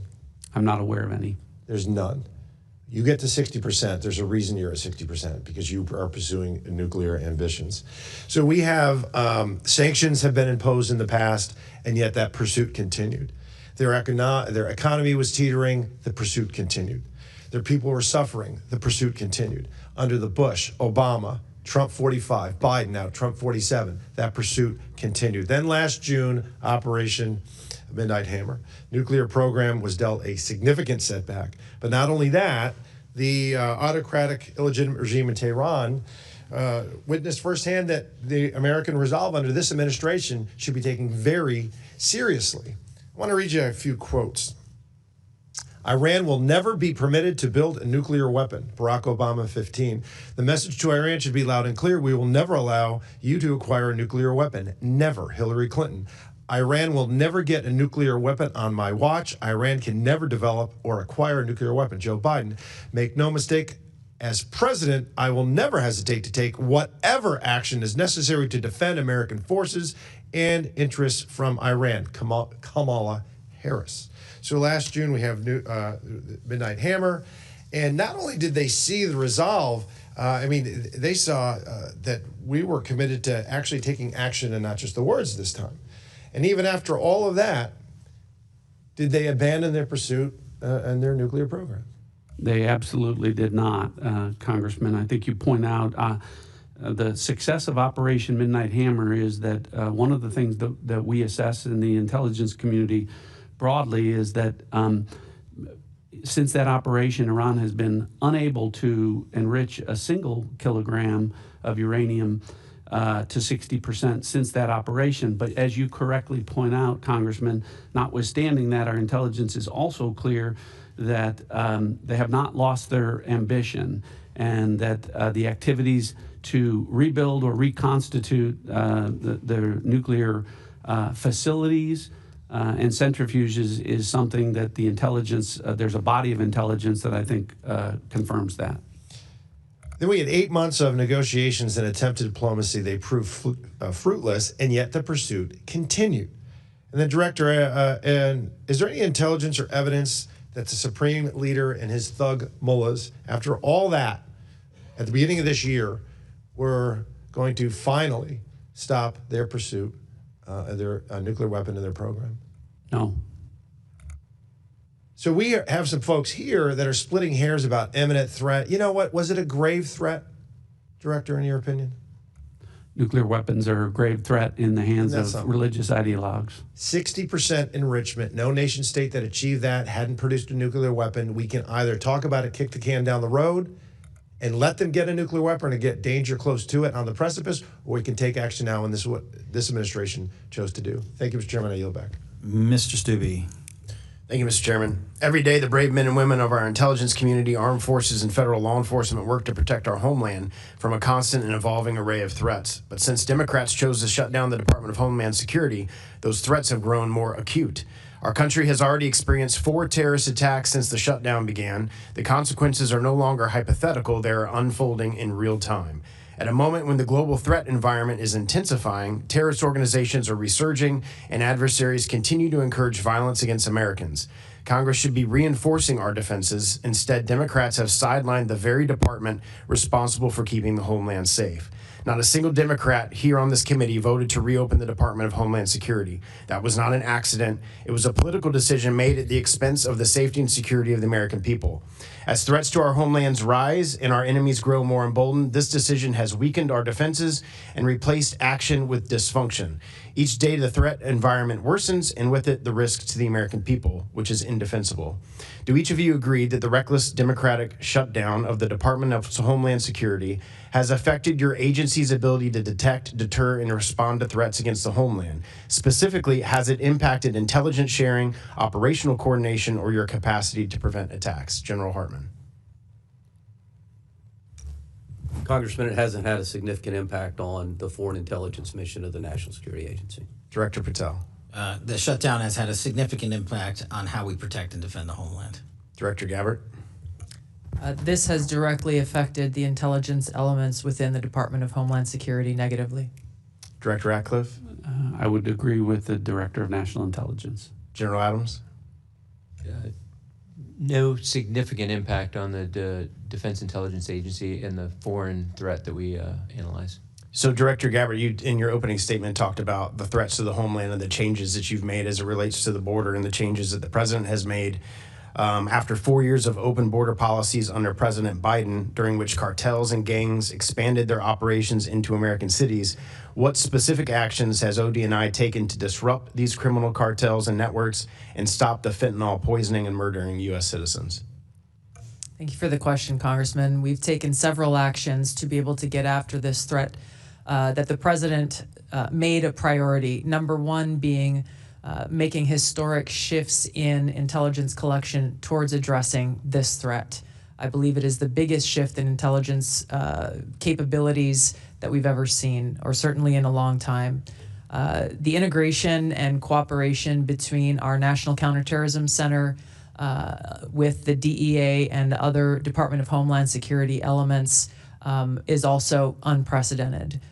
We have taken and coordinated the collection of individuals, known and suspected terrorists, known and suspected cartel members, leaders, and inputted that into the TIDE system, which has radically increased and improved our ability to identify those who are cartel and gang members trying to enter our country and those who may already be in our country. National Counterterrorism Center has been working again in coordination with our interagency partners to get after the financial networks that these cartels and gangs rely upon to be able to continue to fund. As Director Patel has spoken about, we have national counterterrorism elements that sit within the joint terrorism task forces and support the interagency efforts to continue to get after this threat very effectively. Thank you. Director Patel, Mr. Cohen was asking you about a recent firing of counter-espionage agents with Iranian expertise. You and the FBI are taking and will continue to take all required steps to keep the American people safe during President Trump's historic military action against an oppressive and evil Iranian regime. Is that correct? Absolutely, and there's 36,000 people employed at this FBI, and I reject the notion wholeheartedly that the termination of those that were weaponizing law enforcement are the only ones that can do the mission. There's a 43% increase in counterintelligence and espionage arrests just related to Iran alone, which is a record year for the FBI. Well, and you plussed up nearly 1,000 agents in the field throughout the United States since this has occurred. Yes, sir. And there's a document that you posted on X, and I think that's what you have in front of you, about all of the wins and the changes that the FBI has made under your leadership and President Trump's leadership during 2025. In the little time that I have remaining, could you just highlight some of that for the American people? Thank you. Under the Trump administration, this FBI has literally had a historic year. We have 112% increase in violent offenders arrested last year alone, a 20% decrease in homicides, 20% decrease in robberies. We have disrupted 1,800 criminal gangs. That's a 210% increase. We've seized enough fentanyl to kill 178 million Americans. That's a 31% increase. We have gone after the most vulnerable in our society, protecting children. A 490% increase in arrests on those that prey on our children online. We have located, found, and identified 6,200 missing kids. That's a 30% increase. We have dismantled and taken down 1,700 child predators. That's a 17% increase. And those that wish to traffic our young American citizens and women, 300 human traffickers have been arrested. That's a 15% increase. And seven of the FBI's top 10 most wanted fugitives in the world have been apprehended in the last 13 months. To put that into perspective, there was 4 in the prior 4 years. So this FBI under President Trump is fully stocked to get after every single fight we have, and these are just some of the statistics. So I thank you for letting me highlight those. Thank you. My time's expired. Mr. Crenshaw. Thank you all for being here in this marathon, two-day marathon. Appreciate y'all. I want to talk about FISA. Because we all have scars on our back from 2 years ago when we reauthorized FISA. I anticipate it being easier this time, but I still want to go over the myths that the public believes and that many members of this Congress believe. Mr. Patel, I'll focus on you here. Myth number 1 has to do with 702 versus FISA Title I. Trump was targeted with FISA 702. Is that a myth? That's a myth. It's not true. Well, it's just real quick. How was President Trump targeted under Crossfire Hurricane? Under FISA Title I, Title III authorities, information was presented to the Foreign Intelligence Surveillance Court, a search warrant to surveil individuals associated with the Trump campaign, which was later revealed through the House Intelligence Committee's work that the information collected was not only unverified, but individuals lied in that application, individuals that were government officials. I think it's worth pointing out that whether this process was FISA or in regular court, it was still lies told by the people trying to get the warrant. It had nothing to do with FISA. It was simply the people trying to get the warrant were lying. Okay, myth number 2. A query means that we're spying on Americans, means we're reading their inboxes, we're getting inside their text messages, all of that. Is that true? No, I'm going to borrow General Hartman's answer. A query of 702 is pursuant to lawfully collected information of non-U.S. citizens overseas. Right. So if you query an American citizen, are you accessing their inbox? No. You're just seeing if they have spoken to somebody who is a foreign intelligence officer, let's say, and you would know they've spoken to them because they would show up as part of that conversation. In foreign intelligence collection. In foreign intelligence collection. So if... And if you wanted to get inside their inbox, you would have to get an actual warrant under current law, right? A U.S. person. A warrant or a subpoena process, yes, sir. Okay. So that's a really important distinction. Congressman, if I could just... Sure. But you wouldn't use FAA 702 to do that? Correct. To get in the... I just want to be clear about that. Yes, you would not. You would use your regular court process. No authority under 702 to collect intelligence intentionally against a U.S. person. Absolutely. Right. Yeah, so when somebody, and let's say their name rhymes with, I don't know, Tucker Carlson, is claiming that the CIA is spying on him, I'm going to guess here, because I don't know, I'm going to guess that the most likely scenario is that in the process of him speaking with Iranian intelligence officials, it is incidentally collected. Nobody is spying on Tucker Carlson or his inbox, to my knowledge at least.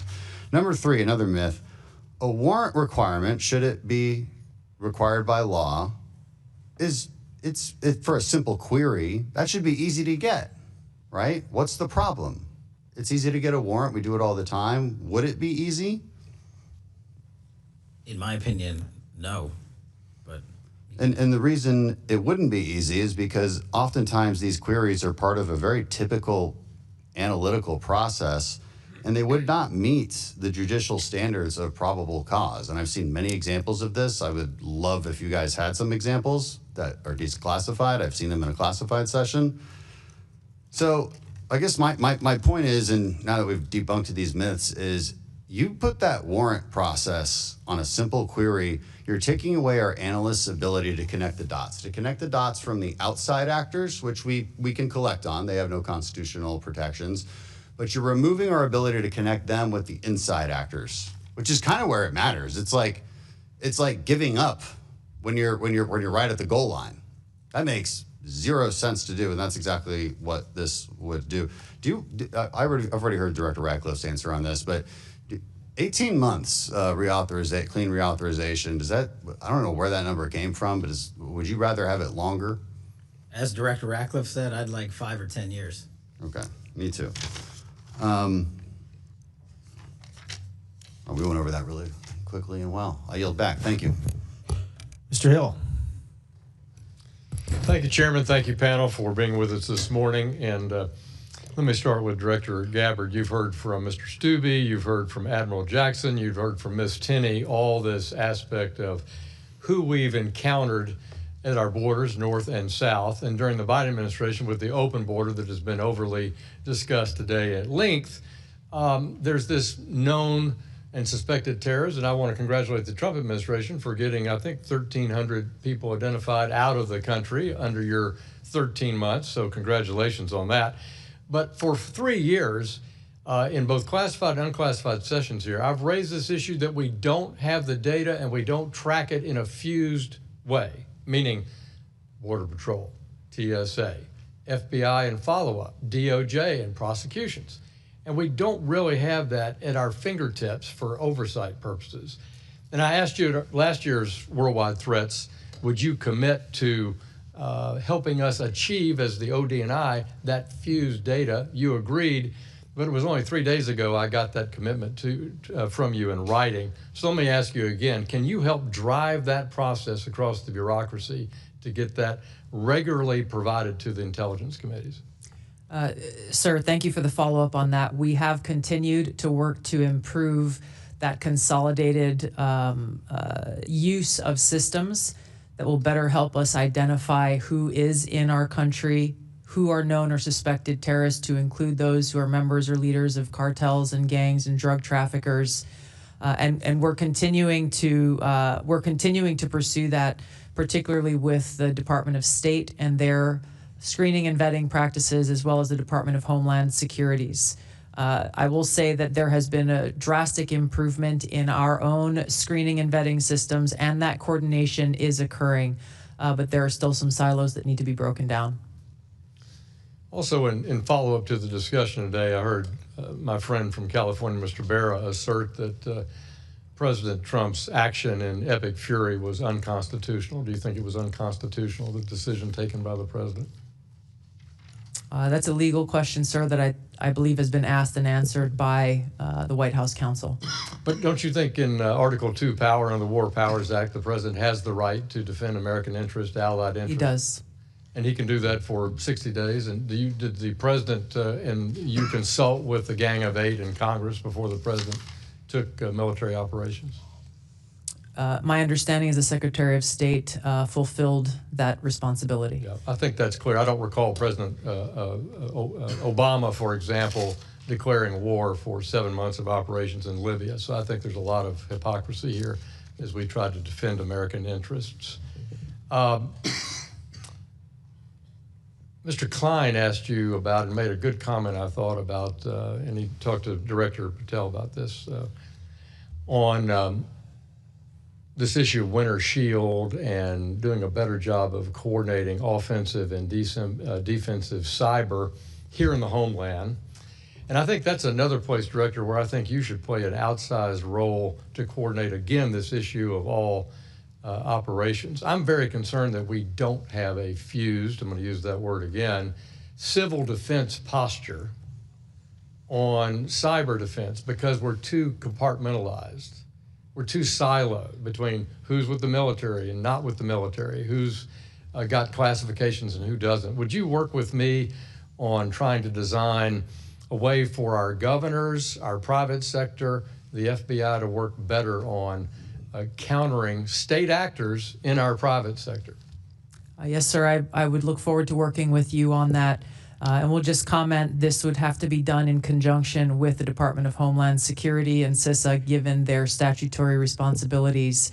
The integration and coordination with the private sector remains one of the biggest imperatives, but also in some cases challenges for folks who choose not to work with the U.S. government. I agree. I sit on the CISA, subcommittee here, and I'm very concerned about it. And I think our whole committee's been concerned about the assessment we have on offensive cyber, so we look forward to that. Finally, Director Radcliffe, thanks for you being here, and it's wonderful to see you. Thanks for our decade of friendship. I want to say that I've traveled significantly with the chairman to Latin America, and I want to say your stations throughout the Western Hemisphere are doing an outstanding job. Would you say that we're back on track countering great power rivals in the Western Hemisphere? I would. Thank you for the compliments for the workforce that I'm privileged to lead. And I do think the president's policies in making the Western Hemisphere a priority are really clear. Obviously, the success of Operation Absolute Resolve. It's funny, Congressman, no one's talking about Venezuela because things are going so well in Venezuela. But it really shows the commitment that the president has to taking care of business for American interests in our own hemisphere. And it's not limited to Venezuela, it's throughout Central and South America. And I think that you'll continue to see continued progress with respect to that. Thank you, and I thank all of you for your service to your country, and I yield back. Thank you, Mr. Hill. Before we dismiss, I'm going to ask all members of the audience, all members and staff to remain seated until the witnesses have cleared, giving them an opportunity to proceed to our closed setting, which we will reconvene at 11:30 to resume in HVC 304. With that said, please remain seated until the witnesses have cleared, and this proceeding is adjourned.